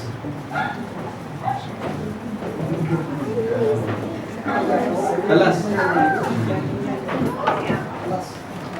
The Lord has shown His glory here, okay? Don't you want that glory to come in your own house? Isn't it? Yeah. So let's stretch our hands toward Brother Vijay and Sister Teju is here. Yes, she's there. Come inside. Come.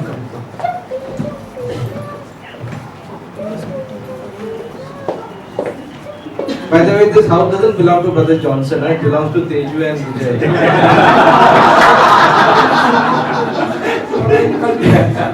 but it's more like his house there. Yeah,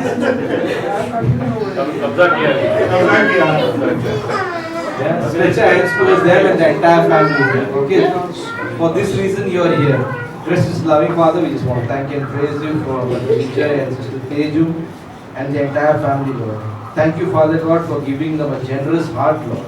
So that they open their hearts to serve you, Lord, and serve your people, Lord. Lord, I pray that you continue to bless them, Lord, in every possible way, Lord. More so spiritually, Lord, that they may be used as mighty instruments in your kingdom, Lord. Not only in this place, Lord, but wherever you lead them, Lord. Father God, we pray for a blessing over the entire family, Lord, and that they will be united in your love, Lord. Lord, we pray for a mighty anointing of the Holy Spirit upon their life, Lord. Let wherever they go, Father God, that your love, peace and joy will flow with them, Lord. And they will always experience your power and your presence, Lord. Use them as the mighty instruments for your kingdom, Lord. We make this prayer in Jesus' name. Amen. Thank you, Lord. Praise you, Lord. Bless you, Lord.